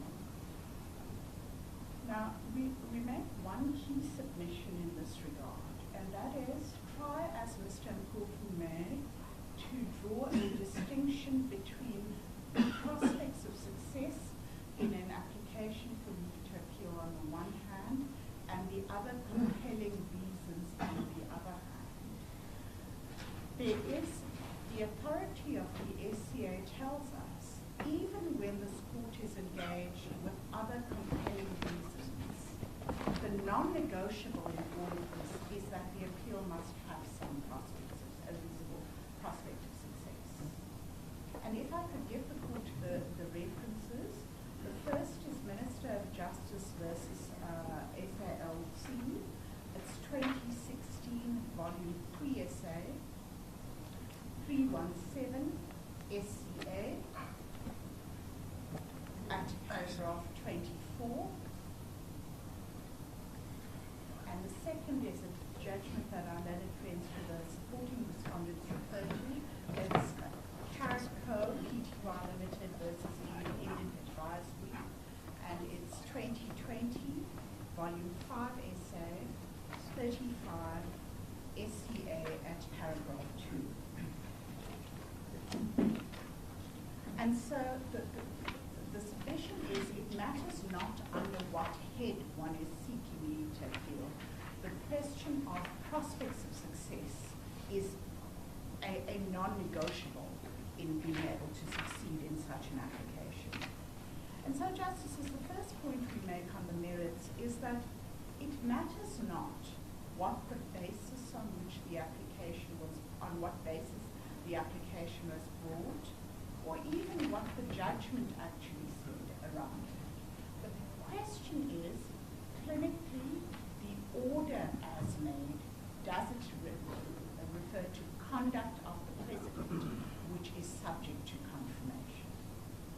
And we submit, when that threshold is applied, it can never be the state of our law that individual litigants can make that determination based on how they've presented a case, or based on what they've argued on it, or even based on what the reasoning of this court is around it. It's an objective inquiry of looking at the order and engaging with whether it is subject to confirmation under those provisions of the Constitution or not.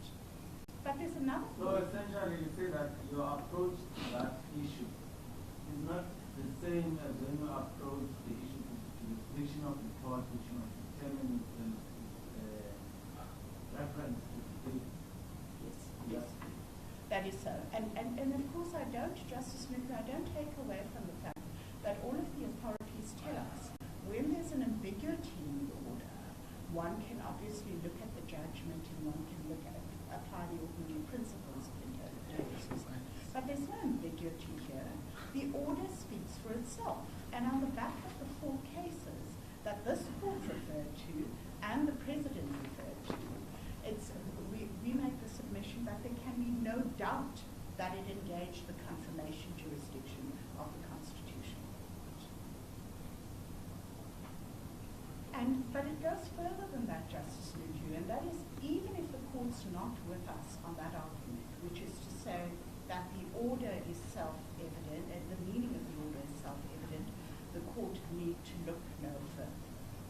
If the court is in any event to look at the judgment overall, we submit that it's clear for all of the reasons that this court's already canvassed that it did engage the conduct of the President, which is subject to confirmation.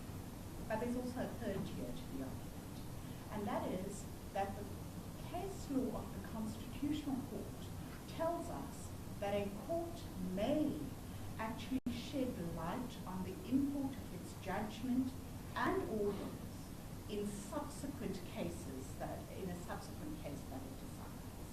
And it may do so particularly, for instance, in a judgment concerning an application for leave to appeal.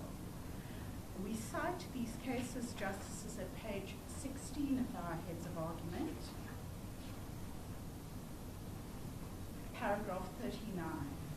And in the DA case there, the Constitutional Court held that in interpreting a court's order, regard can be had to the court's subsequent judgment in an application for leave to appeal. In the SCA case, the Constitutional Court held that it's not infrequently that a court considering an application for leave to appeal this decision furnishes additional reasons for the order it originally made. Often the additional reasons throw light on the ambit and effect of the order sought to be appealed against. So, Justices, on the first ground, we submit that there is absolutely no prospect of success on it. There's no prospect of success for the following reasons. Point 1, the orders speak for themselves and there's no ambiguity on them. Point 2, the orders, when read in the context of the judgment overall, makes clear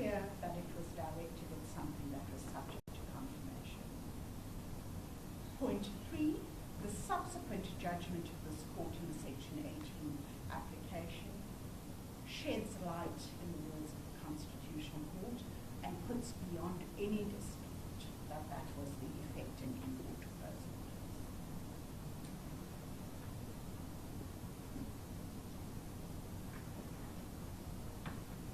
And in those circumstances, we submit, it matters not what Advocate Mkhwebane had sought, the basis on which she had sought to do so, or the reasons on which she had brought the application. Justices, the second point is this. This court ultimately found that the decision of the President, a decision taken pursuant to Section 194(3)A, amounts to conduct of the President, which is subject to confirmation by the Constitutional Court. This court was unequivocal in that finding.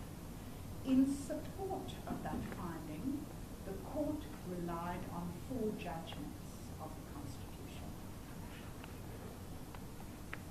Our learned friends for Advocate Mkhwebane have not identified a single basis on which this court can legitimately and properly depart from those judgments of the Constitutional Court. The high watermark of that debate was an argument made on behalf of the supporting respondents that said, well, this court ought to be granting leave to appeal because there's another compelling reason for granting it. And the compelling reason is that we have conflicting judgments on this issue. But here's the difficulty with the submission. The difficulty is that the highest court in the land has, in no less than 5 judgments, this court relied on 4 of them, we refer to 5 in our heads, 5 judgments confirmed that decisions of this nature are subject to confirmation by the Constitutional Court. And the fact that there may be, and I don't make the concession at all, but there may be a high court order that didn't confirm, doesn't create a conflict in the jurisprudence. The position would be very different if one had multiple high court orders granting or approaching it differently. But where the highest court in the land has spoken on it, there's no conflict. The state of matters is governed by the jurisprudence of the Constitutional Court, and that ought to be the end of the matter. But there's another reason why that argument doesn't hold sound, and it's one that Justice Nuku has foreshadowed already. And that is in the language of the constitutional provisions 172(2)A and 167(5). What's subject to a confirmation isn't a finding of a high court, it's an order. And I went back and looked at the order in the case that's been provided to us, President Pretoria full bench decision concerning the President, and there's no order. Can I direct the court just in that judgment when the court's writing its decision at paragraph 191, where it's clear from the order as granted, there's nothing that implicates the conduct of the President, which then requires it to be confirmed by the Constitutional Court.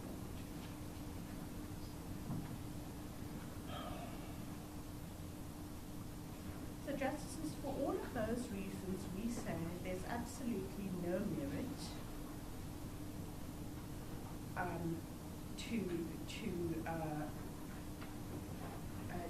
to those submissions. If I could then direct the court to page 23 of our heads of argument, and that is what I'll refer to broadly as the ancillary debate, the argument around whether or not it's ancillary or not. And Justices, we submit that if one has regard to paragraph 73 of this court's judgment, it couldn't be clearer. At 73, the court says the relevant orders are not self-standing and do not exist separately and independently of each other. And then it goes on to say that the .6 order is ancillary to and a consequence of the .5 order. And here's the important part. In any event, even if the orders were standalone orders, the order granting just and equitable relief was not consequential or ancillary order. And so we submit, bearing in mind the jurisprudence of the Constitutional Court, that I've taken the court to about shedding light in a subsequent judgment. The court couldn't have been any clearer in terms of what it said in paragraph 7. And so we submit for all of those reasons, and we've quoted the Darwin judgment, we've underlined the applicable provisions of parts of it, and the important part there is that the court says, all of these orders granted relief consequent upon the finding of unconstitutionality and are accordingly before this court as part of the confirmation proceedings.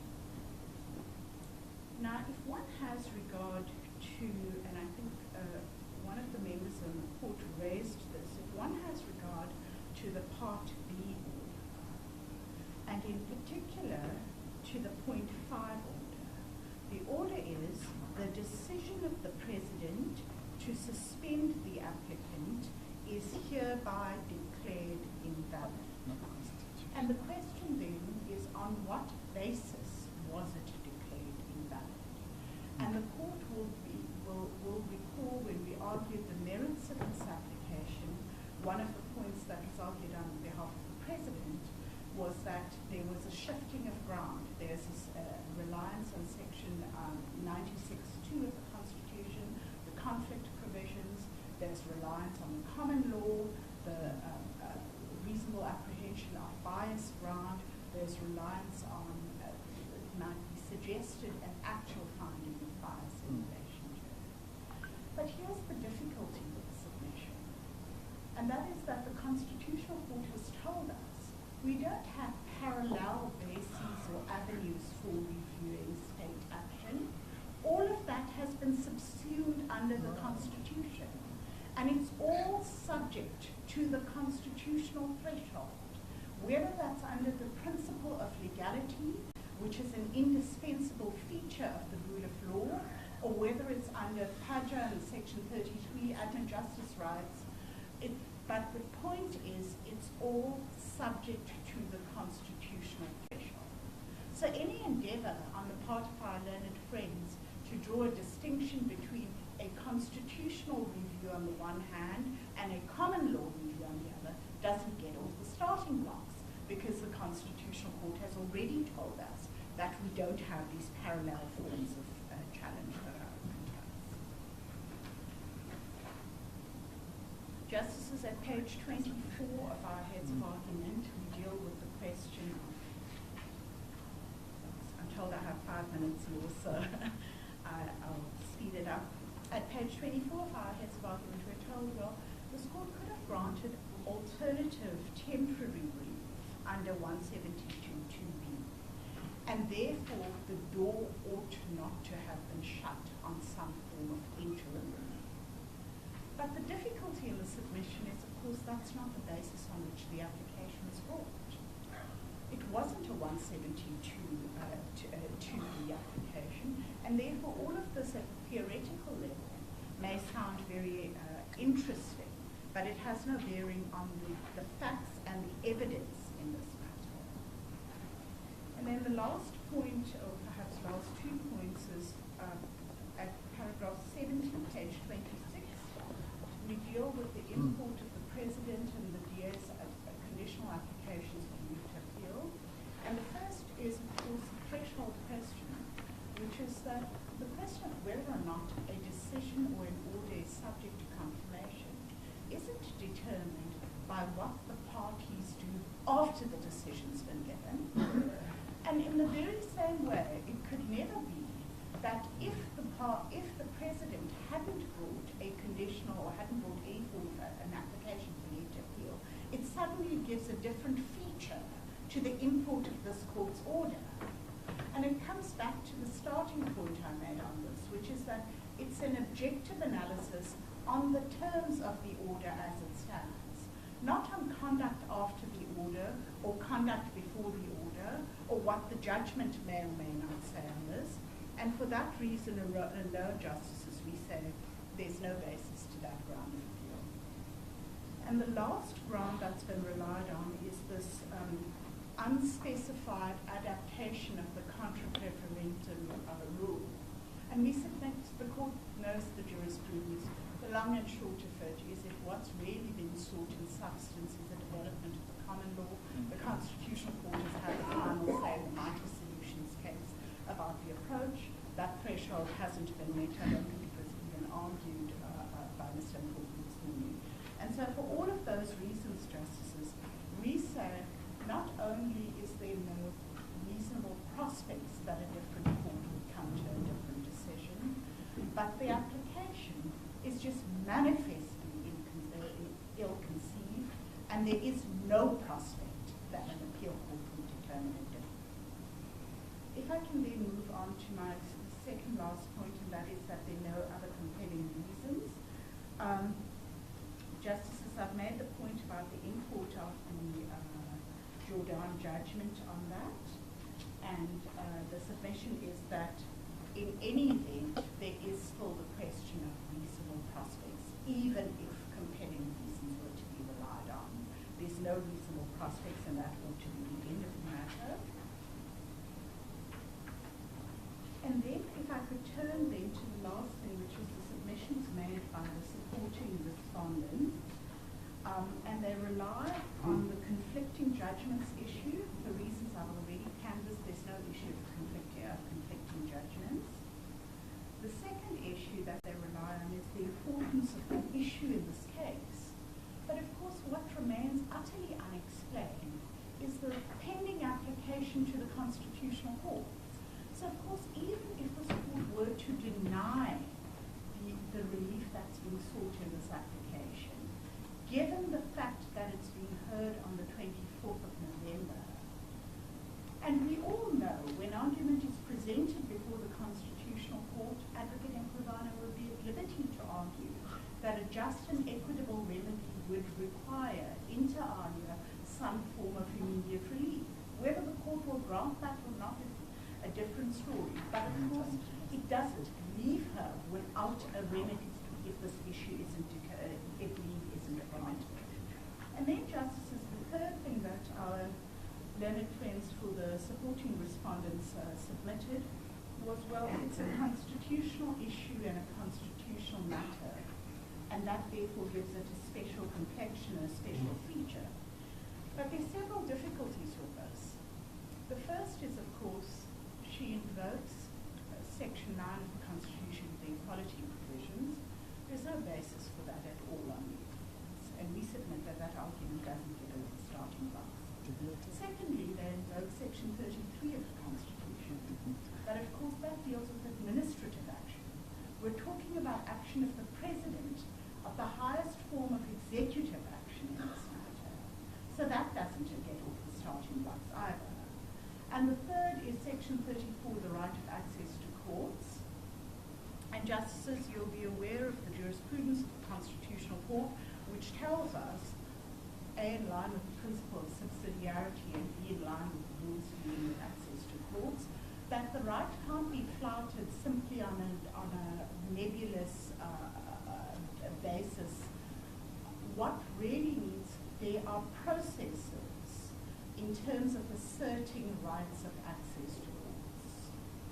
And when applied here, it can never be that a Section 34 right has the consequence of overriding the ordinary rules dealing with applications for leave to appeal, etc.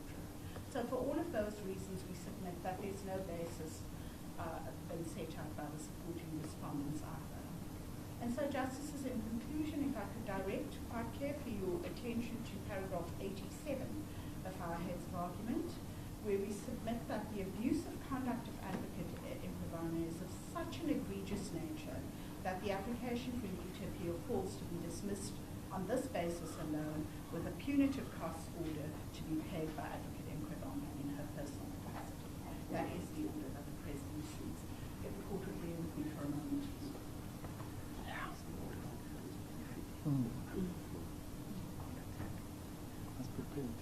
Sorry, perhaps just one question that Justice Francis had directed at, and that was the bizarre consequences that the order could give rise to.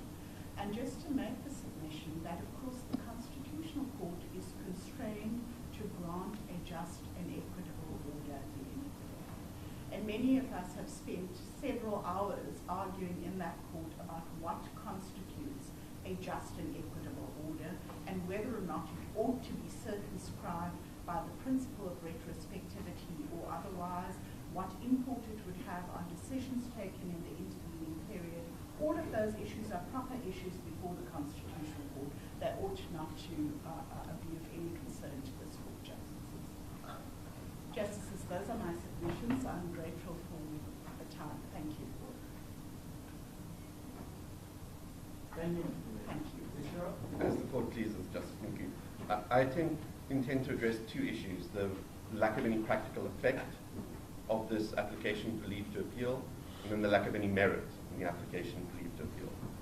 To begin with the first topic, this is the reason we'll have no practical effect is because Advocate Mkhwebane has received the benefit of a very urgent hearing in the Constitutional Court in a month from now. The Constitutional Court has set this matter down, the confirmation, appeal, cross-appeal proceedings, much more urgently than it normally would. And that is a benefit to Advocate Mkhwebane, because finally the legality of the suspension or otherwise will be determined as soon as possible. Rightly so, the DA has no objection to an urgent determination of that. But the question is, what is the consequence of that fact for this application for leave to appeal against the refusal of interim enforcement relief? And I just want to make 2 points about it. First, what is the likely timeline for this application for leave to appeal, if it's granted, for the appeal, if it is granted? And secondly, what does that mean when it's in relation to the Concord proceedings? I've set out, my lords, in detail in the heads of argument the likely timeline and refer this court to other cases, Section 18.4 cases, which, as Mr. Mpofu pointed out, have to be heard as matters of extreme urgency. And in those cases, we know that the SCA, the fastest it is likely to get from an order of this court to a judgment is about 60 days. That's the quickest that it's acted. It's gone up to over 100 days in the dispute between the city of Tshwane and the Premier of Gauteng. And so, making several assumptions in favor of Advocate Mkhwebane, that this court gives its judgment today, that the SCA decides to treat this appeal as one of extreme urgency, even though it is not covered by Section 18.4. Making those assumptions in favor of Advocate Mkhwebane, the soonest that the SCA is likely to even hear the matter is after the Concord has heard the appeal on the merits and the confirmation proceedings on the merits. That's just a stark fact. That's nobody's fault. That's just the reality of the situation the parties find themselves in. And once the SCA hears the matter, what happens then? If it upholds the appeal, grants, finds that this court was wrong, Section 18 does apply, there's two possibilities. It may decide it doesn't want to sit as a court of first and last instance on the merits of the Section 18 application and remit it to this court, and we're back to square one. Or it may itself decide the merits of the Section 18 application, and if it finds in favor of Advocate Mkhwebane, the DA and the President have an automatic right of appeal to the Constitutional Court as the next highest court. And so there is no way that the matter ends in the Supreme Court of Appeal.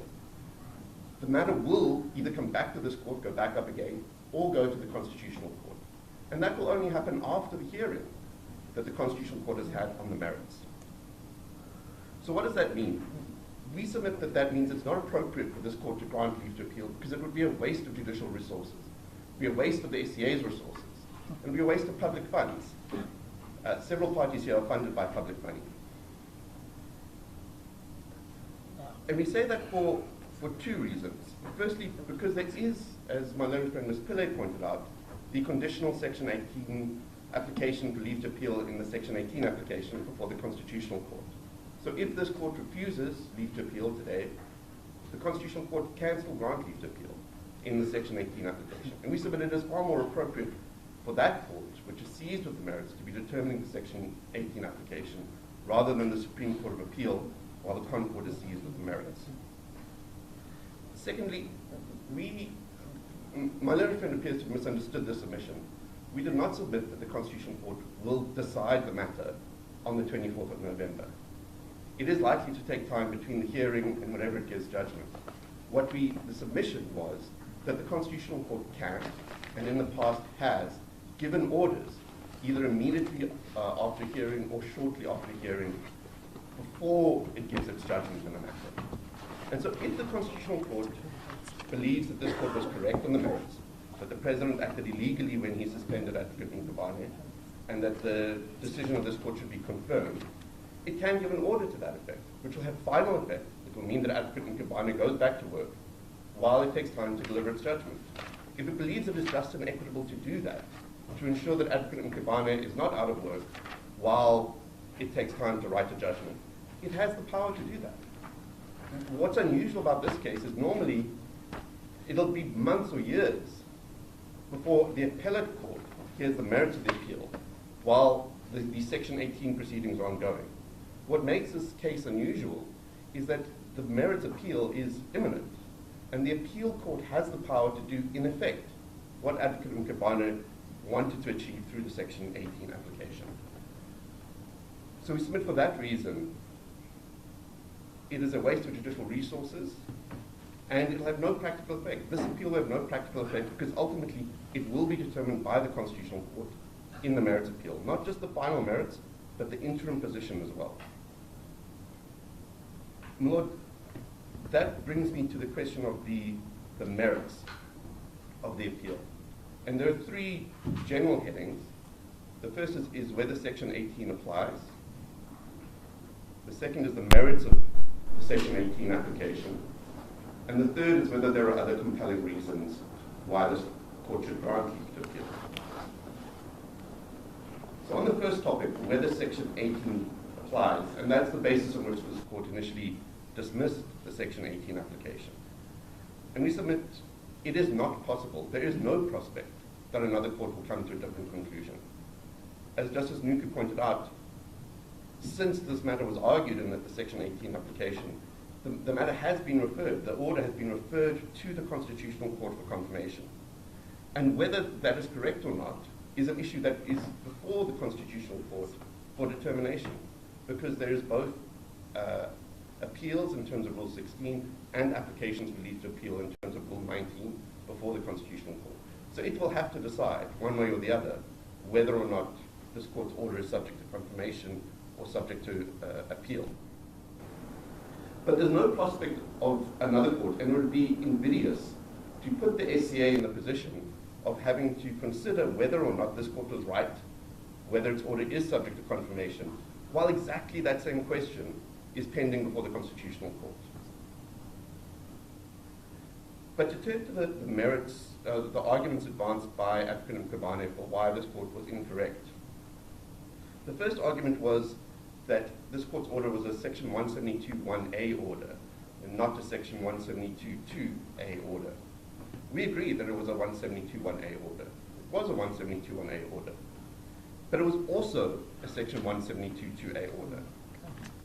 Whenever a court is confronted with a constitutional matter, it must declare law or conduct that is inconsistent with the Constitution invalid. That's what 172(1)A said. It doesn't say laws except for statutes and provincial legislation that would leave almost no law. It doesn't say any conduct except conduct of the President. It says any law or conduct. That includes conduct of the President, includes national legislation. And those are the issues that are subject to confirmation under Section 172(2)A.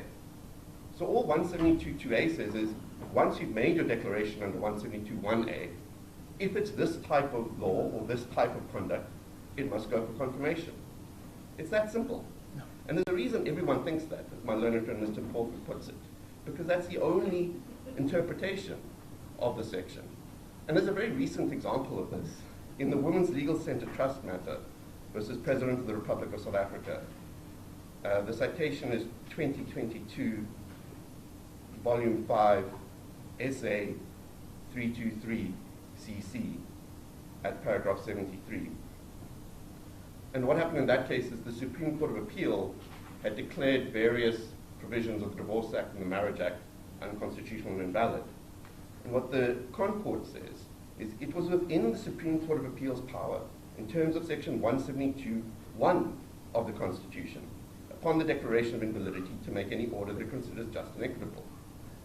But then what happens is that order goes up to the Constitutional Court for confirmation in terms of Section 172(2). And that's what happens every time the High Court declares legislation invalid. It acts under 172(1)A, determines suspension, retrospectivity, reading in terms of 172(1)B, and then the whole thing goes up to the Con Court under 172(2). There's nothing magical about it or unusual about it. The second argument Mr. Mpofu made is that there's different classes of presidential conduct. Some are subject to confirmation and some are not. And he relied on the Panabo decision. But all that Panabo says is that decisions that are taken collectively by cabinet are not decisions of the president subject to confirmation under Section 172(2). Because that was a request for diplomatic protection that was forwarded to the Minister of Justice, the Minister of International Relations, and the president, as the head of the national executive, was part of the cabinet decision. And the question was, is that type of decision taken collectively by cabinet subject to confirmation? And the court said no. The relevant paragraphs are paragraphs 40 to 41. So that brings us to the third submission, which concerns the meaning of 187.5 and 187.6. And my learned friend, Mr. Mpofu, said that what paragraph 187.6 says is that the order will take effect on the 9th of September. But that's not what it says. What 187.6 says is the suspension of the applicant is hereby set aside effectively from the date of this order. That happened to be the 9th of September. So these complaints about if this order was confirmed by the Constitutional Court would have bizarre effects, no, it wouldn't, because the date of the order would be the date of the Constitutional Court's order. But really, this whole debate about 187.6 is, what does it mean? Was it meant to be immediate interim relief, pending confirmation, or was it only about limiting the retrospective effect of 187.5 in the declaration of invalidity? And so, if you just read it, it could perhaps mean both. But you've got to read it with the judgment. And the judgment only deals with retrospectivity. It only deals with ensuring that the decisions of the acting public protector taken during the period of suspension are not invalidated because the suspension was invalidated. It's a non-retrospectivity order. That's the only issue that the judgment deals with. It doesn't deal at all with interim enforcement pending confirmation because no party sought that relief and the issue was never argued before this court. So it's a classic 172(1)B order, limiting the retrospective effect because without that, the order would have full retrospective effect and everything done by the public protector from the date of suspension to the date of the order would have been set aside. The fourth argument advanced by my learned friend is that the setting aside order, as opposed to the order of invalidity, could have been granted on its own. That's not our understanding of the law. There is a difference between an order of invalidity and an order of setting aside. Section 172(1)A says a court must declare law or conduct inconsistent with the Constitution invalid. But we know from cases like Bengunyama and Olpe and so on that that doesn't necessarily mean you must set the decision aside. You can keep unlawful, invalid decisions in place if you don't set them aside. But the setting aside is parasitic. It follows from the order of invalidity. I know of no case where a court has said, we are not declaring this invalid, but we are setting it aside. That is not how it works. You first declare it invalid, and then you decide whether setting aside is the appropriate remedy. My learned friend referred to Hoerskool Ermelo, and it is true that Hoerskool Ermelo says you can grant relief under 172(1)B without a finding of invalidity under 172(1)A. I'm not sure that that means you can set conduct, lawful conduct, that you've not declared invalid, that you can set that aside. I don't think Hoerskool Ermelo says that. And that's not what it does. What Hoerskool Ermelo does is it says the decisions of the school about its language policy are not unlawful, but we think that the school should reconsider that language policy. So we're going to order the school to go back and reconsider it. But it doesn't set anything aside. It doesn't declare anything invalid. All it does is grant an ancillary order under 172(1)B to require further conduct. The fifth argument is the one based on the common law, that this court declared the conduct invalid under the common law, not under the Constitution. My learned friend Ms. Pillay has dealt with that. But I just wish to emphasize that the pharmaceutical manufacturer's case is 100% on point.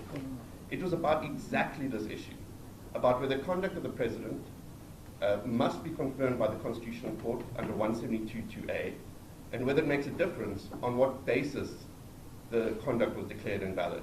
It was declared invalid under common law grounds or constitutional law grounds. And the court said, there is no difference. There is only one ground. There is the Constitution. If you declare conduct of the president invalid, it's because it's unconstitutional. And what used to be common law grounds, irrationality, bias, are now subsumed under the principle of legality. And so precisely this issue has been decided by the Constitutional Court. It's not an issue that's open for debate. Well, that brings me to, so in summary, there is no prospect that another court will conclude this court was wrong in finding that Section 18 has no application. And that should be the end of the matter, because there's no prospect of success. But even if there were prospects of success on that issue, my learned friend would also have to show that there's a prospect that the appeal court would uphold the Section 18 relief. My learned friend it's not part of the application for leave to appeal, understandably, because this court didn't get to that issue. But for the reasons we gave in our heads of argument and an oral argument when this court heard the Section 18 application, that application on its own has no merit, because none of the three requirements, exceptional circumstances, irreparable harm to applicant Mkhwebane, and no irreparable harm to the public interest represented by the DA and the president in this case, are met. She doesn't meet any of the three requirements, and there's no prospect an appeal court will find that she did. The final issue, my Lord, is whether there are any other compelling reasons why this court should grant leave to appeal. And I support the submission made by Ms. Pillay that those cannot be considered in isolation of whether there are prospects of success. If there are no prospects of success, this court will be very hesitant to grant leave to appeal merely for other reasons. But I heard 4 arguments for why there are other prospects of success. The first is that because of the structure of Section 18, and because this court refrained from determining the merits, that creates a compelling ground. Now, it's true that the Jordan case says that in a constitutional matter, a court should ordinarily address all the issues, even if it could dismiss the case on one basis. But again, I support the submission by my learned friend, Ms. Pillay, that doesn't apply here. Jordan doesn't say in every case, in every civil application, the court must decide every single issue before it in case there is an appeal. It's only in a constitutional case. And the Saripa judgment, all it does, it says that that principle also applies to challenges to regulations. What is at issue? There was a challenge to regulations regarding the appointment of people in insolvency proceedings. And Acting Justice Katz in this court had done what Jordan required and dealt with all the many challenges and upheld some and rejected others. And the Supreme Court of Appeal said, yes, that's correct. You should apply Jordan not only in challenges to legislation, but in challenges to regulations as well. But even if Jordan does apply, an appeal won't fix the problem. Because all an appeal will do is it will put the Supreme Court of Appeal in the position where it either has to decide the merits as a court of first and last instance, or remit it to this court for a decision. If this court erred in not getting into the merits of the Section 18 application, it erred. An appeal won't cure that error. It won't fix the problem. The appellate court is going to be in that difficult position no matter what. It's not a compelling reason to grant leave to appeal. The second reason, which was advanced by my learned friend, Mr. Ngolwana, was that there are conflicting judgments. And Ms. Pillay has dealt with this, but just to be clear, that the state capture judgment that my learned friend referred to, the extract that he quotes is from the discussion on costs, where the court decided that former President Zuma should pay punitive costs because of his conduct. But there is no order that his conduct was invalid. And so it's no authority for the proposition that certain conduct of the president may not be confirmed. The third question was that this is an issue of public importance, and therefore an appeal should be heard. The DA accepts that the merits of whether the suspension was valid or invalid is an issue of great public importance, and it will be heard by the Constitutional Court on an expedited basis. But these issues that are being debated here, the applicability of Section 18, is not an issue that requires the views of an appellate court, because the outcome is clear. It's clear for all the reasons that we've given already. And the question of interim relief for Advocate Mkhwebane, pending the outcome of the Constitutional Court final determination of the merits, can, for the reasons I've given, be dealt with by the Constitutional Court. Lord, so for all those reasons, we submit that the application for leave to appeal has no merit, and it should be dismissed. And the DA, like the President, seeks a personal and punitive costs award against Advocate Mkhwebane, because this application is brought in her own interest, not in the interest of her office, to protect her own personal interests, and it is abusive, and it has no merit. And for those reasons, the reasons this court gave for not granting punitive or personal costs in its judgment on the Section 18 application no longer stand in this application for leave to appeal, and personal and punitive costs are justified. Those are my submissions. Thank you, Mr. Thank you, my lord. I'll just do point form. The first point is really that, you know, we throw away this expression in the interest of justice. Justice. Justice. You know, how can it be in the interest of any justice that what these parties are saying is that the public protector, who is suspended because of any illegality committed by the president, must now pay the president for that favor because she wants to enforce the judgment. That's just an absurdity. The second point, my lord, is that this matter is about the interpretation of your own judgment. My learned friend, Ms. Pillay, is quite correct that at the end of it, whether I'm right or they are right, is going to turn on the interpretation of the judgment of this court, and the order, whichever way, let's say the decision, to use a neutral term.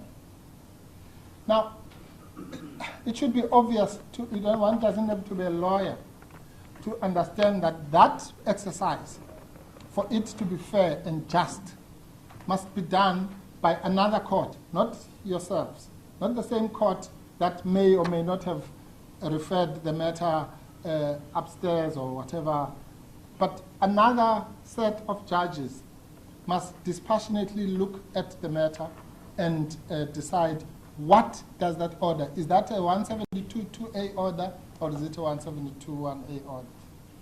And in doing that exercise, that alone is a reason why the matter should be referred to another court. Now, the issue here, my lord, is that the DA versus IEC matter, which we rely on, and which in turn, it's in our heads. In turn, that matter relies on the Ntshwaqela, the old pre-1994 case of Ntshwaqela. Those cases say that it is the order of a court is the executive part. In other words, it's the part of which the parties must know.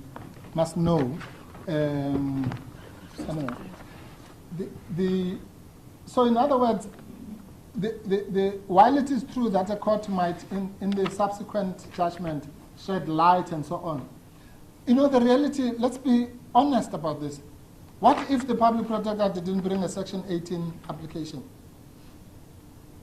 Then the order that is granted would have to be interpreted for what it is and what it is. So what it is that the next court, and that's what DA say IC, you can't use other external things to interpret the executive part of the order.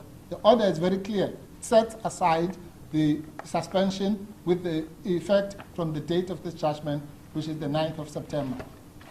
So I agree with my learned friend that it's unambiguous. It's unambiguous that it sets it aside from the 9th of September. That's very clear.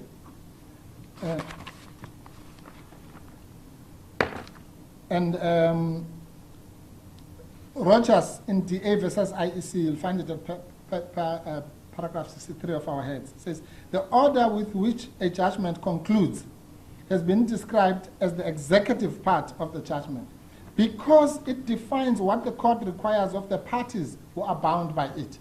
It defines what it is required from the president or whoever has suspended the public protector and him. And then Chakela, on which it was based, says, if the meaning of an order is clear and unambiguous, it is decisive and cannot be restricted or extended by anything else in the judgment. So if it's clear, it says it's effective on the 9th September, it's effective on the 9th of September. It can't be supplemented by explanations and ex post facto justifications. Now, the next point is, and this really sums up what is wrong with this picture. And I want to put it bluntly, to say that what we're here about is to implore upon yourselves that the legal gymnastics and smokes and mirrors and contrivances that are being pulled here in order to resuspend the public protector, if this court fell for it, that's fine. But we're saying there's a reasonable possibility that there's another court that might see it for what it is, which is just what I call clever lawyering with the sole purpose of resuspending the public protector. And if that is even remotely possible, that another court will see through this whole thing, then the leave to appeal must be granted. And let me explain why I say that with one example. These parties, my lords, with the greatest respect, you have said in your judgment that the appeals in the Constitutional Court are of no consequence, right? In other words, they were just done superfluously. You want to explain what that term is? No, let me... Context of confirmation proceedings, they are of no consequence. No. Why? Because they cannot have an effect of making an order that is non-executable, executable. Yeah, that's all that's said. Okay, I'm not going to go back there because the answer is what I told you in the morning. It begs the question of whether that order indeed is what you say it is. There's no other answer to that. If the premise of that statement is wrong, in other words, the order is not an order, then the whole thing just falls apart. That's not the point I'm making. The point I'm making is a different one. I'm saying this court has said that those applications for leave to appeal and the appeal are inconsequential in whatever explanation, but they are inconsequential. These parties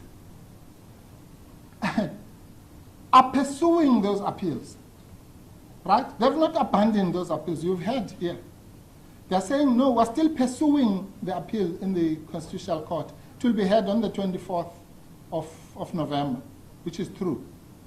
Now, the only point I'm making is what court can, or rather, another court might then see the thing for what it is. That if they are indeed pursuing the appeals and not abandoning them, therefore, pending those appeals, Section 18 must apply.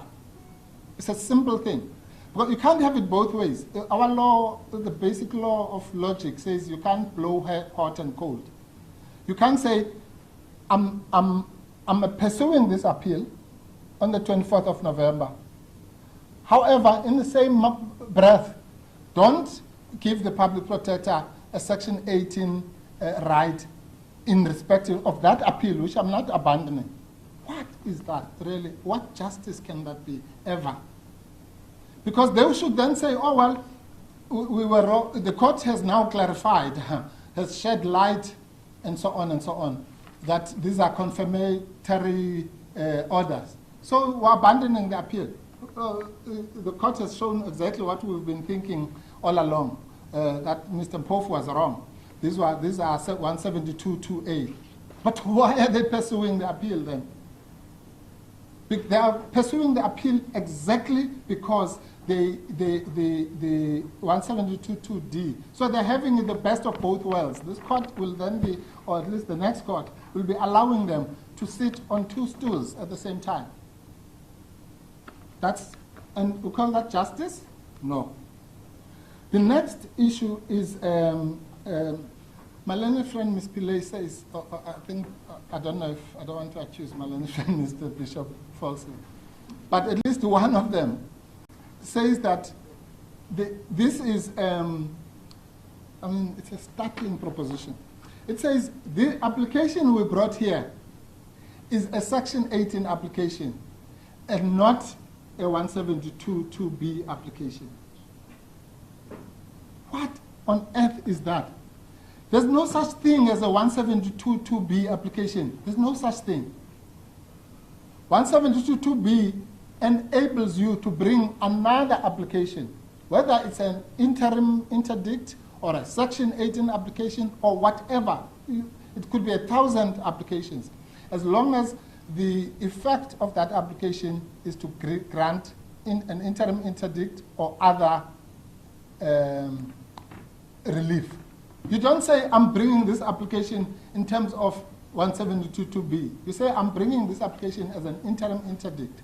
But the impact of it is that pending the confirmation proceedings, this is what must happen. So you can rewrite the Constitution. It says, a court which makes an order of constitutional invalidity may grant a temporary interdict or other temporary relief to a party, or may adjourn the proceeding pending a decision of the Constitutional Court on the validity of that act or conduct.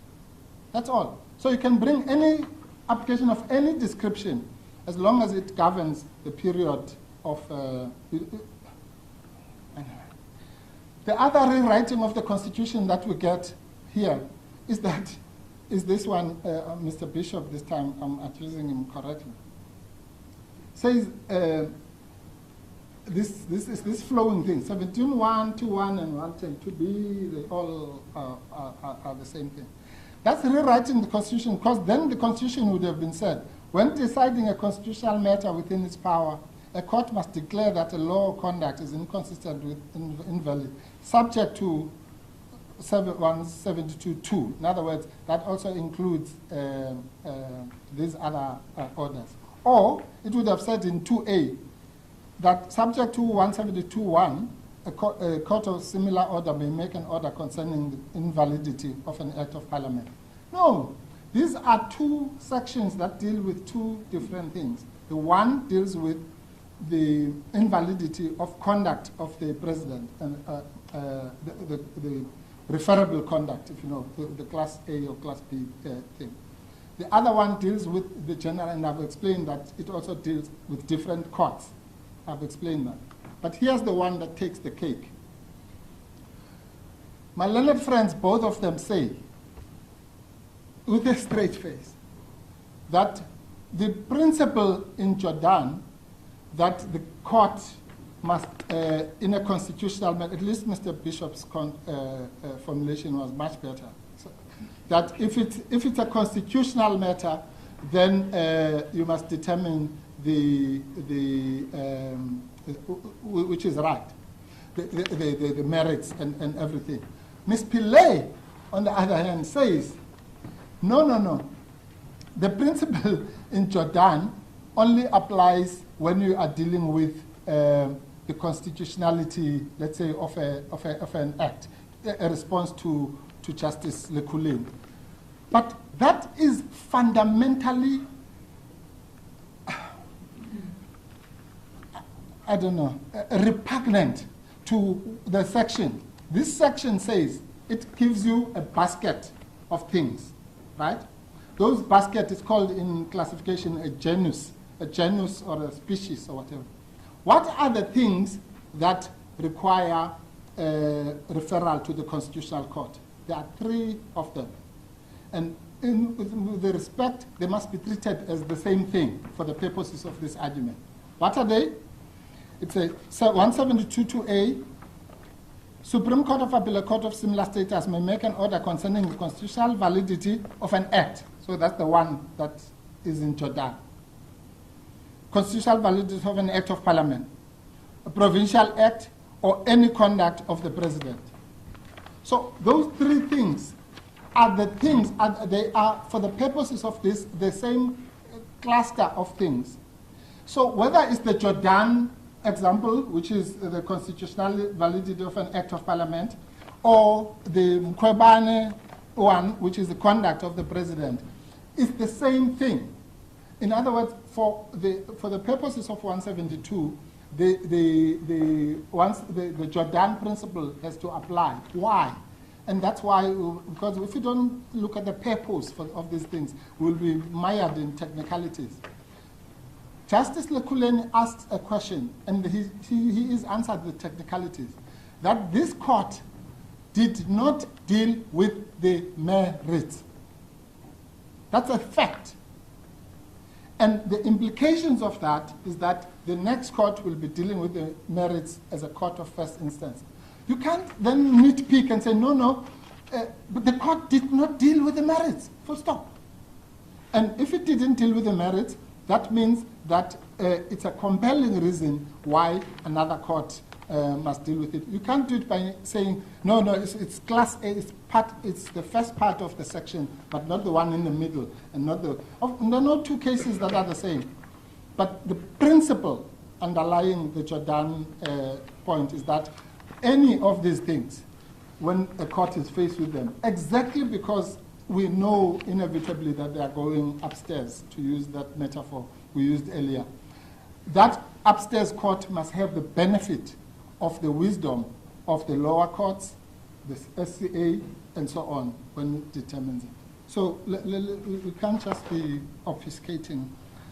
The next thing is my learned friend, Mr.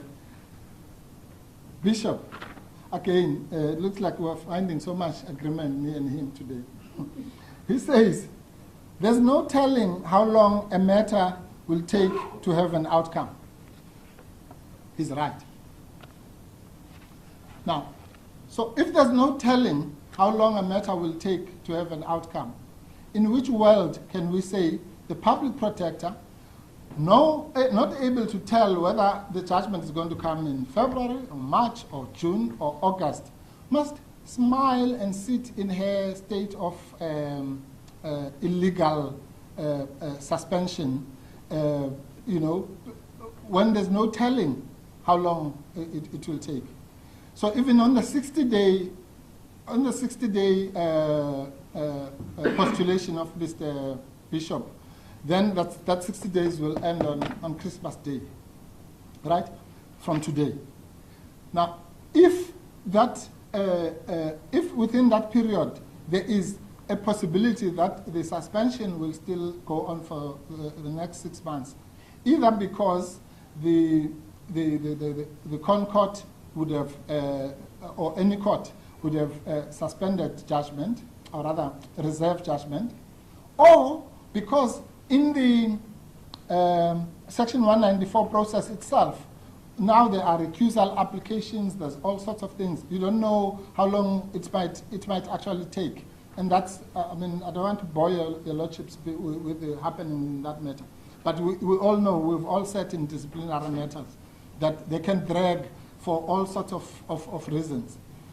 So there's no telling for those two very valid reasons known to every lawyer and agreed to by Mr. Bishop, that we don't know when this thing. So on what basis then can we say, unless if we are, as I say, the most heartless people, can we say, no, the public protector must then sit in, let's assume she was in prison or sitting in a jail cell. So no, she must just sit there because next month it's going to the Concord. Let me say it slowly. Every appeal in this world will be resolved ultimately by the court. So Section 18 applies to every appeal. The fact that it will be resolved by the Constitutional Court, whether it's next week or next year or in 100 years' time, is completely irrelevant because every appeal will be resolved at some stage. So how can that be a reason for not granting? Section 18 was meant exactly for that, to say pending that resolution of the appeal, the person must be given relief. So you can't answer that by saying, no, but the appeal will one day be resolved. Then it means we should not have Section 18 in our statute books. Now,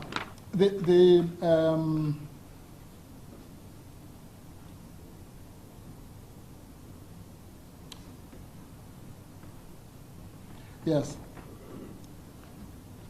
the DA in particular really does this. I mean, if you look at their heads, they are complete misrepresentations, countless. I can't even count them.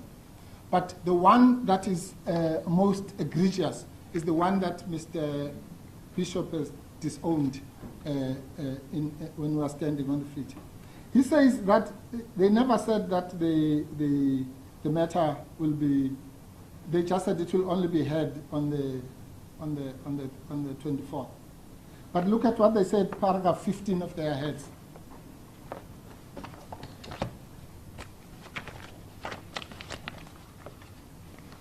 Which is on page 7. Says the appeal is in any event unnecessary. Ordinarily, Section 18 relief matters because, okay, I don't know what this means, because an appeal takes time. I think there's something wrong with the language there. Often more than a year to resolve. That's fine, put that aside. But then here's the next sentence. But here, the Constitutional Court will finally determine the merits in just 30 days. That's just not true. Because the point I made this morning, so you can't have... The SCA has moved from that position, so I don't think that it's necessary to address it anymore. Yeah, all right. All right, that's fine. Well, it hasn't moved on my pages. It's still here. But it's yes. Well, these are the say. He didn't say he's moving it from the head. But if your lordship wants to look at it that way, that's fine. Yeah. Yes. No. But but I have to make the point, and I don't think we should trivialize it, which is that the point about the 30 days, the fact that the matter will be heard in 30 days on Mr. Bishop's own account does not make us suddenly to have new wisdom to know what he says is unknowable, which is when the matter will be determined. I'll just leave it at that. But I was saying that's just an example. There are at least 10 misrepresentations of this matter in those heads like that. But as you say, Justice Nuku, in the interest of time, I will not lead you to all of them. Let me round off. This court has a duty in the interest of justice. My learned friends, all of them who have stood up here, have said, at least agree on one thing, that the ultimate test, forget everything we have said, the ultimate test for leave to appeal is the interests of justice. Is it or is it not in the interest of justice that this matter, with all these intricacies, with all these byways and possible interpretations, should be referred to another court to have a fresh eye and resolve these issues? And is it true that this matter was resolved? This is all a waste of time. It was resolved in pharmaceutical. No, it's false. Pharmaceutical said on the point about the common law applicability at paragraph 45, even if the common law, 45, yes, even if the common law constitutional principles continue to have application in matters not expressly dealt with by the Constitution, such as the Nemo Judex. And this is what the Constitutional Court said. And that need not be decided in this case. Right? Now we're told that, no, pharmaceutical has dealt with this thing, what are we doing here? They say, and that need not be decided in this case. The Constitution is the supreme law, and the common law, insofar as it has any application, must be developed consistently with it and subject to constitutional control. But this case has got nothing to do, nobody's asking for any development of the common law. All we are saying is what the Justice Chaskalson said he's not deciding, that there are matters which may not expressly be dealt with by the Constitution. And so this reliance on pharmaceutical is also, with the greatest respect, just another obfuscation. Last one, sorry, judges. At paragraph 49 of pharmaceutical, the famous thing about it is so abused. There are no two systems of law. Of course, there are no two systems of law, but that does not mean, that simply means that the common law, insofar as it has not yet been developed under section 39(3) of the Constitution, it remains intact. It's only when it has been developed in terms of 39(3) of the Constitution or 173 or any of those applicable prescripts that it then becomes almost in sync with the Constitution, as it were. And so this is what, and that's the distinction that was made painfully by Justice Mkhwebane in the Law Society matter. In the Law Society matter, which we've cited justices, Justice Mkhwebane makes it clear that there's a vast difference between a legality review, as it were, and one based on the common law. In that case, I think it was Audi, on the common law, on any common law ground. Sorry. I apologize. On our hands. Thanks. I'm sorry. This one has to.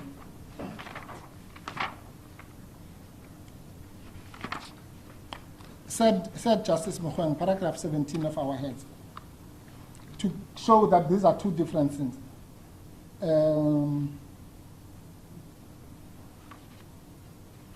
No, I'm sorry, it's paragraph 20 of our heads. And this is maybe at the nub of this matter, this obfuscation between rationality and the other basis for the setting aside. He says, procedural fairness has to do with affording a party likely to be disadvantaged by the outcome the opportunity to be properly represented and fairly heard before an adverse decision is rendered. You can juxtapose that by saying procedural fairness has to do with being protected from bias, actual bias, or reasonably apprehended bias. It's procedural fairness. Then he says, not so with procedural irrationality. In other words, it's a different animal.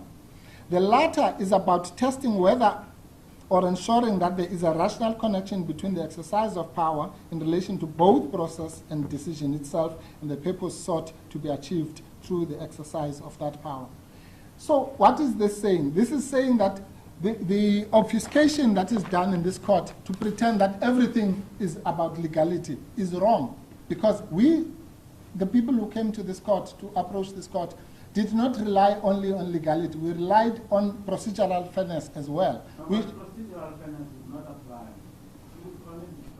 Procedural irrationality, because procedural fairness will only apply when it's perjury. No,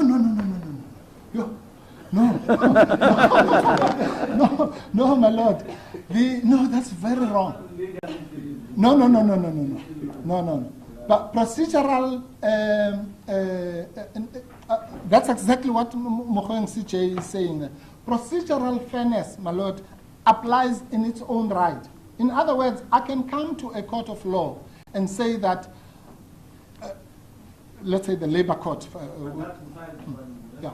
No, my lord, no, I'm sorry, it's not besides the point. It's very, Paja says, my lord, at section 6 of Paja, if right to procedurally fair administrative action must decide whether, and then it says if the administrator who took it was biased or reasonably suspected to be biased. That procedural fairness in part. yes, yes, but that's not what we deal with. We don't deal No. with A lot. decisions of the no, it's not such. As I think Ms. Pillay said, or Mr. Bishop said, when you are dealing with the decisions by the president, you're not reviewing them in terms of party, but No. rather in terms of legality. No, but procedural fairness is procedural fairness. All right. Whether it is by the president or somebody, the dog license giver down the road. If all I'm saying is that, let's assume, to understand this, let's assume for argument's sake that PAJA applied to the president. Then is the argument that if it had been found that this section of PAJA had been breached, it would have to be sent to the Constitutional Court? No. There would be no such thing, because to the extent that the common law rule of bias has been reflected in PAJA, that does not then elevate it to a 172(2)A. That's exactly the point I've been trying to make, all the last couple of weeks. That the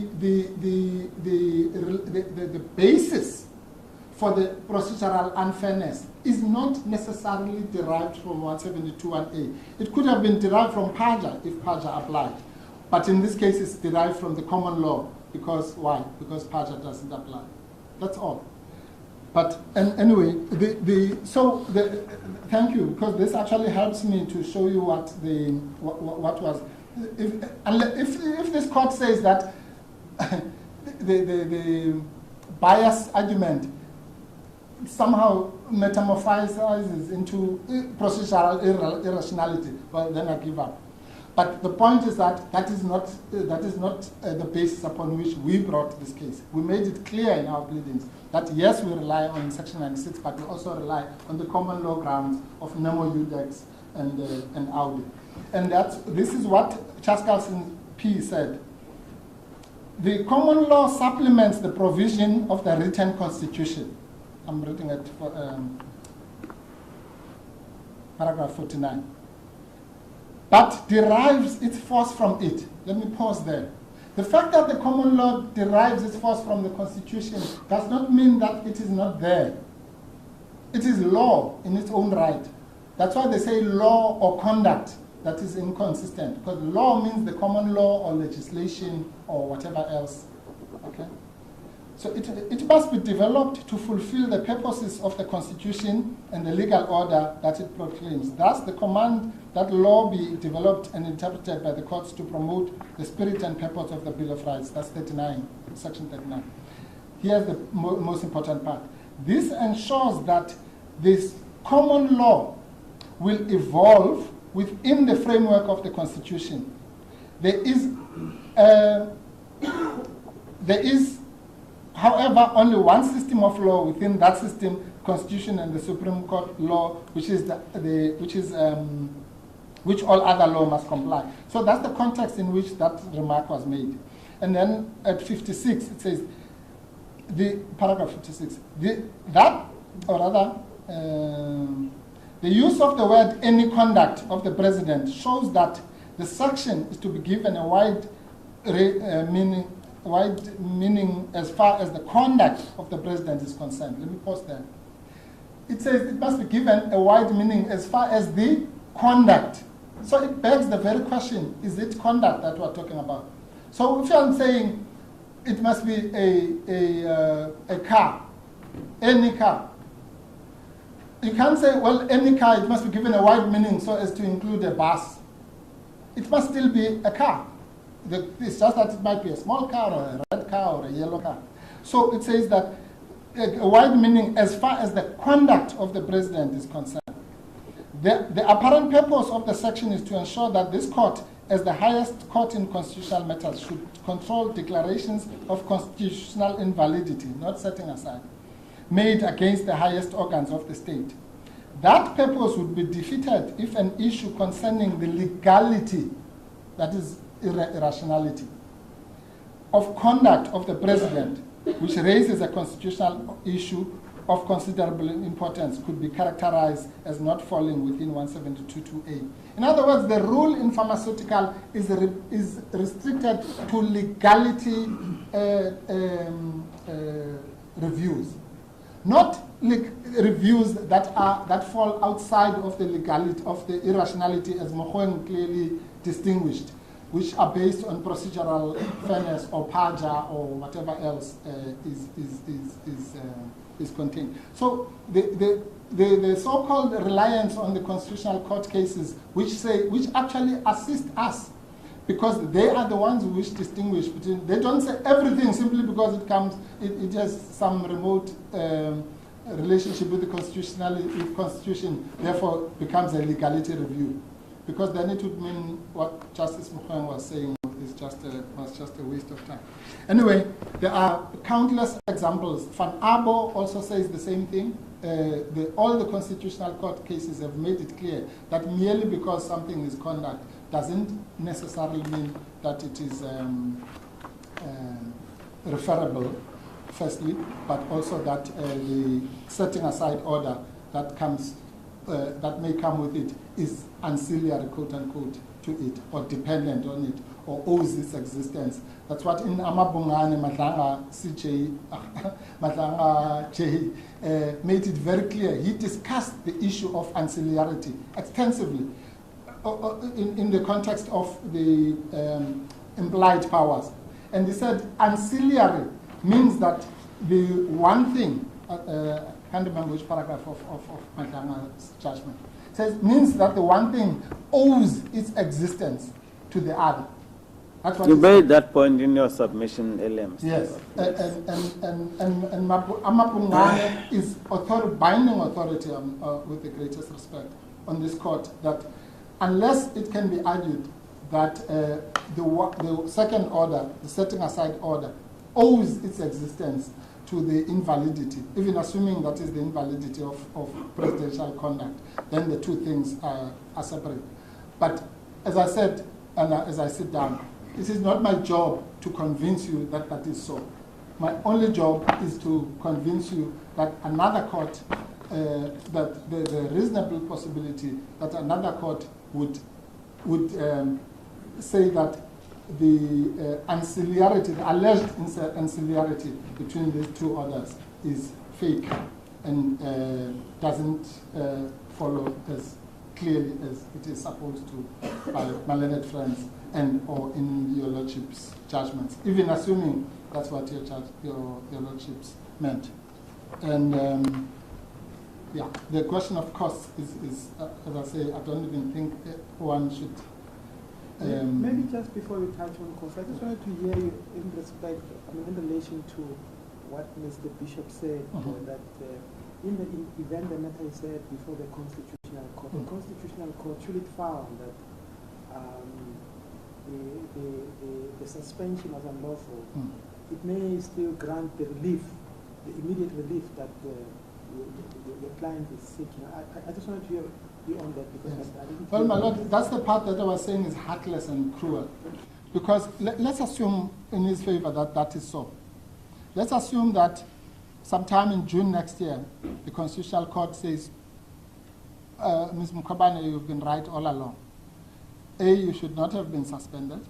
B, the full bench in the Western Cape should not have extended your suspension, and so on and so on. That would be cold comfort.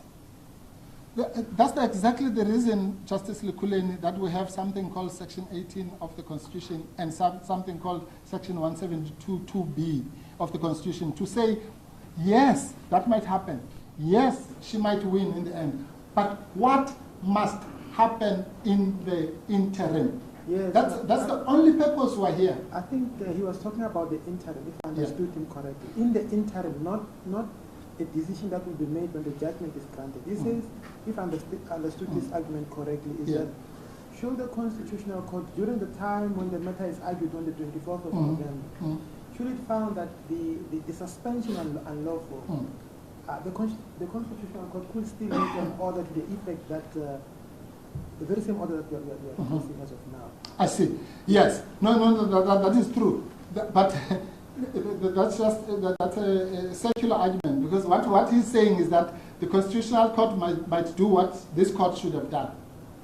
which is A, to find that it is unlawful, and therefore it must be set aside. Yes, that might happen. But all we're saying is that might happen in June next year. Or, miracles do happen. Let's assume that the Constitutional Court does that on the 24th and fix the misrepresentation.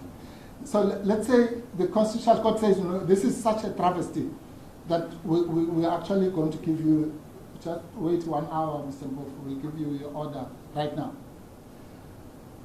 What must happen, my lords, between now and the 24th of November? Who in their right mind must say, she must just let them eat cake. She must just sit and rot Mr. at home. Sorry, Mr. Mpofu, to interrupt you. I understood Mr. Bishop's argument to be made within the context of practicality. Because if this court were to grant leave to appeal, it would go to the SCA. But by the time that the SCA deals with the matter, assuming that it decides in favor of the applicant, there's still the possibility of an automatic appeal thereafter. Having regard to all those factors, we know as a fact that the matter is going to be heard on the 24th of November. And perhaps it's at that stage that the Constitutional Court, if persuaded, might be able to grant a type of interim relief that's sought now. I think so. It's from the perspective of practicality, yes, more than an argument yes, of principle or that's fine. But since when, yes, I accept that, my lord. But how could that ever be a ground to refuse leave to appeal? How?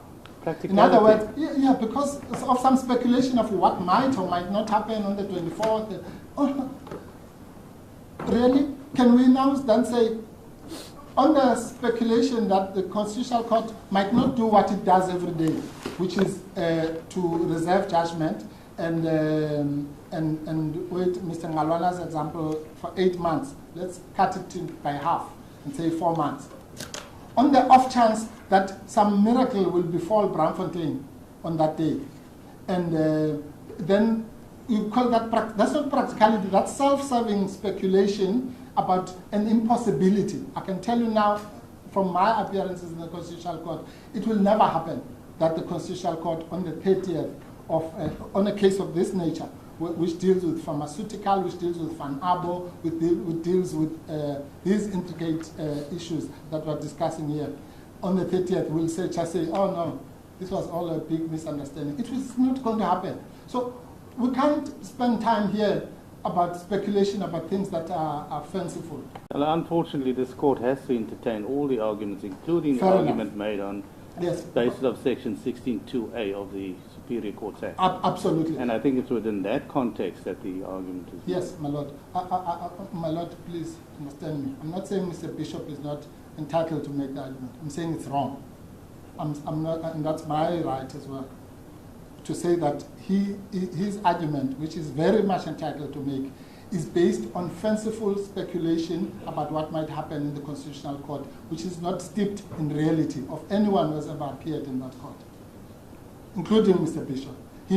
If he can count cases where that what he's saying has happened, it will be very few. My case is 0, but I can't deny him that there might be examples of when that happened. So we must now sit here and debate something that the sun might come from the west one day. It might, but it has never happened. So that's really the only submission I'm making. This court cannot, in good conscience, in the interest of justice, nohal, deny somebody the right of application for leave to appeal on the basis that the Constitutional Court might do something that it has never done. So, and even if it does, that's what I was saying to Justice Lekule, even if it does that miracle, between now, maybe I'm the only person in this room who has ever been suspended. Even if it is just the period between here and the 24th, this court has a duty to protect the public protector.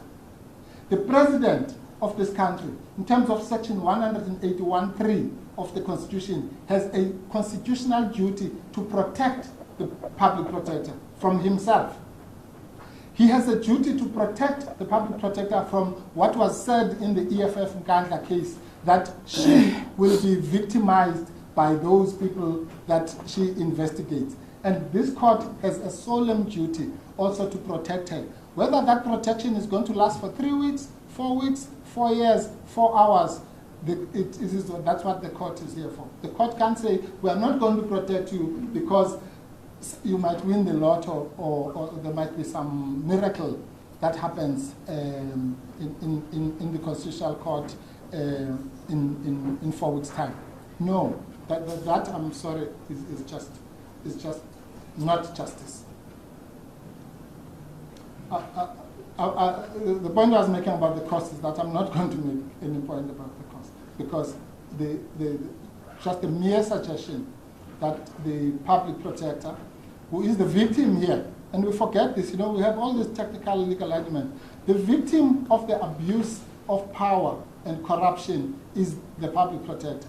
Now, she must pay those who have used their victimization of her to continue her misery, simply because she wants to get out of the misery. So as I say, if she was sitting in a cell somewhere, locked up in a solitary confinement, by daring to say, get me out of here, court of justice, she must be penalized. That's the submission. I don't think it deserves any response from me, at least, as a court process. Sorry, I'm sorry. No. No, the Malena Jr. is reminding me of the functus officio point, but I don't want to go there. That point is made in our heads, that this court cannot vary its own judgment, because it's clear. As I it say, is what it is, yes. But yeah, it is what it is. And let someone else interpret it. But this court has no power or jurisdiction, for that matter, well, it does, because it could, if there was a rule for... We are not in those circumstances yes, where... we're not in the circumstances where the functus officio on the exceptions, as the court is. So your lordships are stuck with the order as it is. If it says set aside the suspension from the 9th of September, that's what it says. That's correct. Thank you, Mr. Mboko. Mr. Ngalwana? Justice, I'm sorry. I know we've all tested the patience to the nth degree. I just have to make this one point and hope that we can be given an opportunity perhaps to submit written submissions in the other.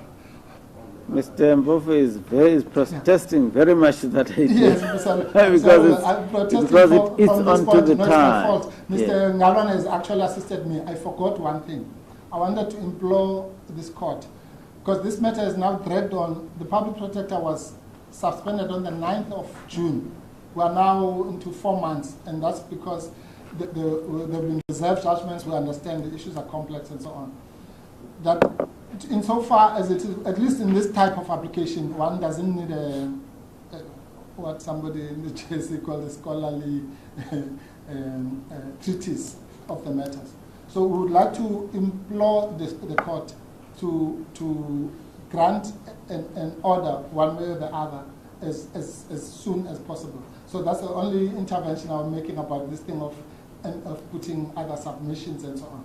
The point is that from the point of view of the public protector, really, this is surely anybody could understand that it has now reached a limit where it's intolerable, and where the so-called victory, if it ever comes, will just be meaningless, because by then, her dignity will be have been thrown out into the gutter, and her right to work and her right to be in her office and all the things that go with it. So we'll appeal to the court without, obviously, with the due respect and without putting any unnecessary pressure, that once the indication as soon as possible, so that, of course, also that the 60 days of Mr. Bishop rather starts tomorrow rather than starting in 60 days. That's correct. Thank you, Mr. Mboko. Mr. Ngalwana? That is a short one. It doesn't require theses. The one is, because I don't want to be accused of sophistry again, I just want to emphasize that we did make a concession that in that state of capture judgment, the issue in regard to President Zuma not acting in accordance with the Constitution is not in the order, it is in the body. So I don't want a judgment that says I made a submission that the full court made an order that the former president didn't act in accordance with the Constitution. I didn't make that concession. No, I think I got that impression that you indicated that it was not an order, but in the body of the judgment, such comments were made. Correct. The only issue, Justice, is that I was requesting to be permitted, with your leave, to make short submissions. I can do them this afternoon if parties can respond if they want to. Is in relation to this Section 17A1, 17A1 and 2, where I've heard a suggestion that even on the compelling reasons, there has to be good prospects of success. Our argument is no. It's either or. No, I think there's in someone's heads there that there was a judgment that is quoted, and then there's an underline, but just after the underline, but it says, but the prospects of success are still relevant. Something along those lines. Yeah. It's not. Sorry, it's a judgment to which I myself referred, but there are numerous judgments that talks about the importance of the disjunctive use of the word or. That's the only thing I wanted to. I see. So, all what you're saying is that there may well be instances where there are compelling circumstances, even if the merits are not so great, where leave should be granted. Correct. That the merits are not a consideration. Are not decisive, always decisive. The Caltaco judgment says the merits are decisive. I'm saying that there could be other instances where the merits are. But I don't want to argue that point now. I'm asking. You want to have a look at it and then give us something. I'm sorry, 2 or 3 pages. And you say you can be able to do that this afternoon, then that should be, and I don't think that should require any response. I mean, other respondents have made their submissions based on Caltaco and Ms. Pillay? Oh. Sorry, no, just since I do believe it does require response. It does require. We were furnished with heads this morning. Okay. The application was premised on 2 grounds. It was not foreshadowed in any of the other heads that were filed. And I would request a reasonable period of time in which to respond to this. Thank you. Shall we then leave it on the basis that you confer with each other as to who files a supplementary note and by when, and then you give us an indication this afternoon about the timelines regarding the filing of supplementary notes? Of course, respecting my little friend. He must be part of that conference. I'm not. You should be. I'm opting out. I'm saying, my Lord, with the greatest respect, if you give me 2 seconds, I can give you my response now. I don't have to put it anywhere. The word or means or. That's all. That's the. No, we're talking about logistics, Mr. Mbofu. We don't have to put in a supplementary note if you think that you have covered everything. No, but those that are wishing to submit should just give us an indication by this afternoon about the timelines by which, when Mr. Ngalwana will file his note, and when Ms. Pillay and Mr. Bishop, if he so wishes, will file there. And I'm saying that you should be part of that so that you can impress upon them the urgency of them filing this supplementary note. Yes, well, okay, my Lord. But as far as submitting anything, as I say, for me it says that the leave to appeal may be given where the judge or judge is concerned and offer the opinion that the appeal would have reasonable prospects, or there is some other compelling reason. There's nothing I can add to what the legislature explained as a disjunctive.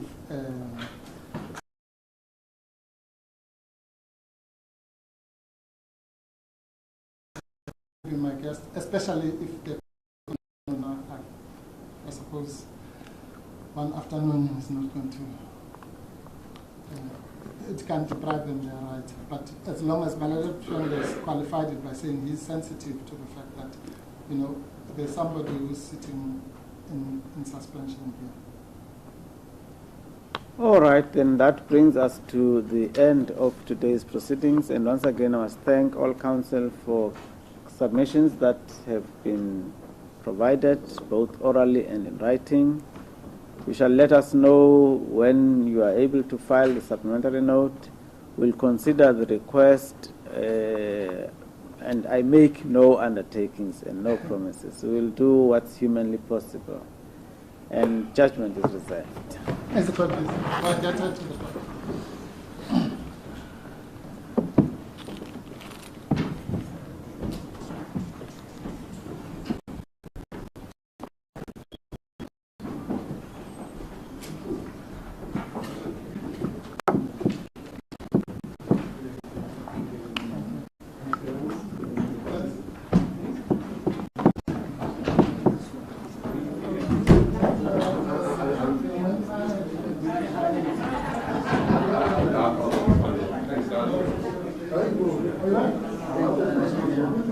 Which one? This one?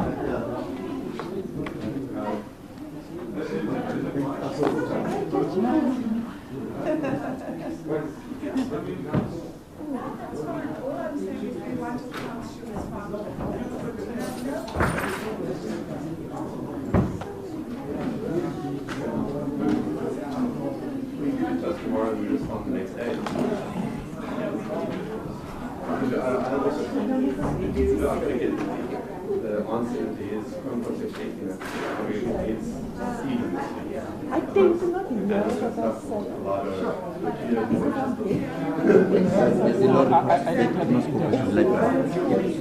A law report.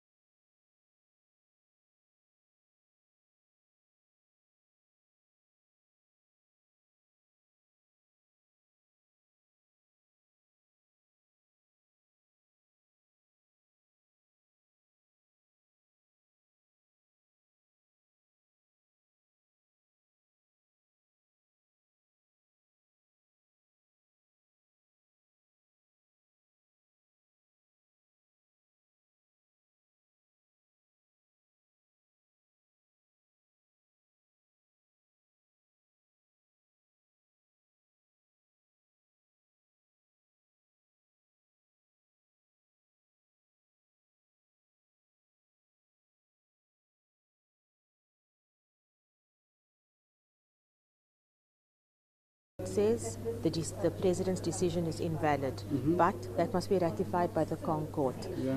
She came back here to say, I want to go back to work. Yes. While we're waiting for the Con Court, I want to go back to work. The court said no. This court said no. Now she's coming back to this court to say, okay, fine, you said no, but now I want to go to the Supreme Court. Yes. So what's the right terming? She's coming to this court to ask, to seek For leave relief to ask for leave to appeal at the SCA. directly to. At the SCA. Hello? Hi. Who's the anchor?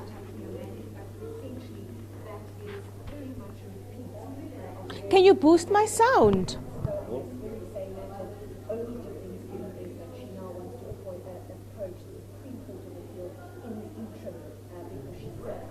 I killed the call.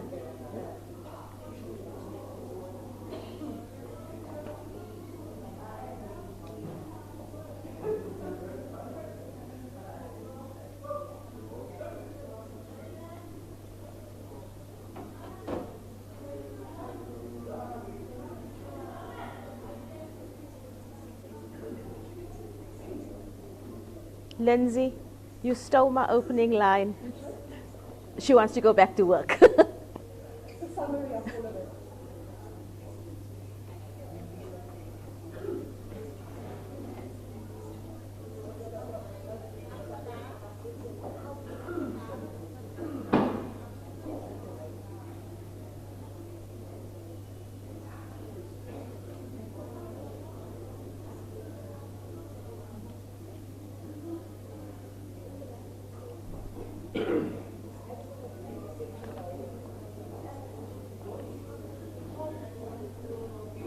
Sorry, I killed the call by mistake.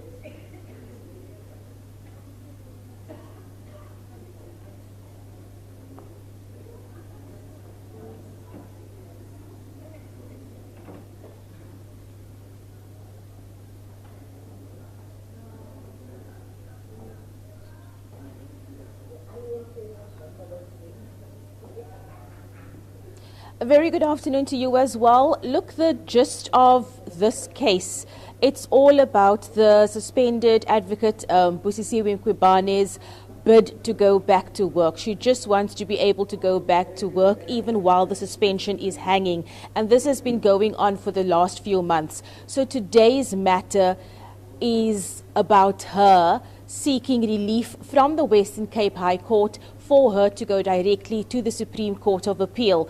What I can tell you is that terms like legal gymnastics, smoke and mirrors, cold and callous, repugnant, these were all words used by her legal representative, Advocate Darlene Mpofu, to describe exactly how the suspended public protector has been treated up till now.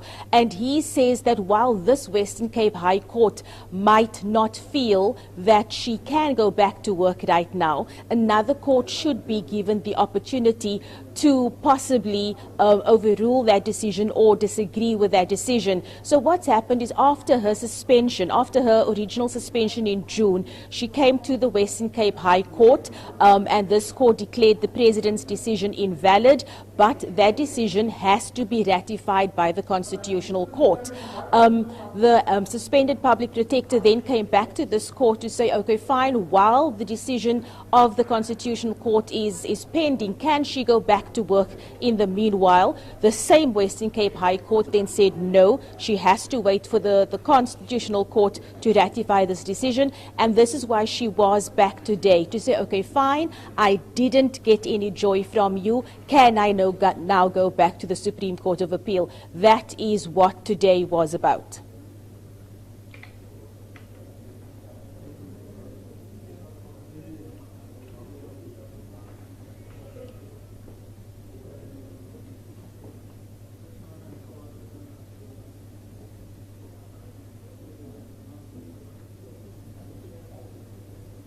Thanks, bye.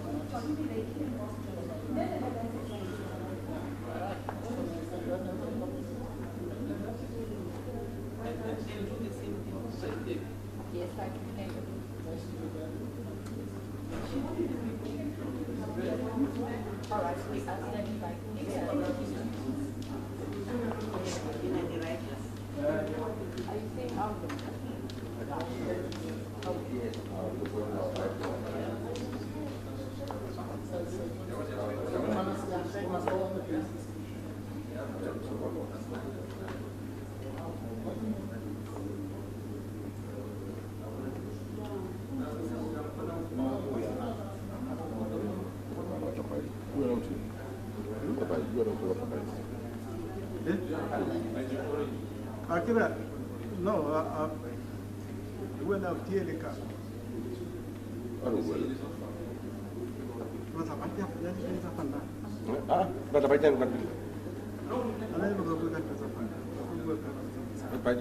What kind of bite do you want? Which bite?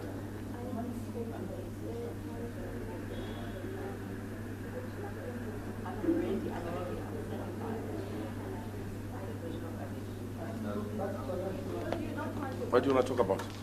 I don't, they're not going to talk.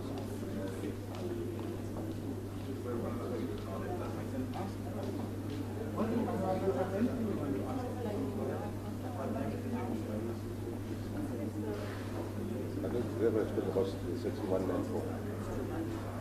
Yeah. Just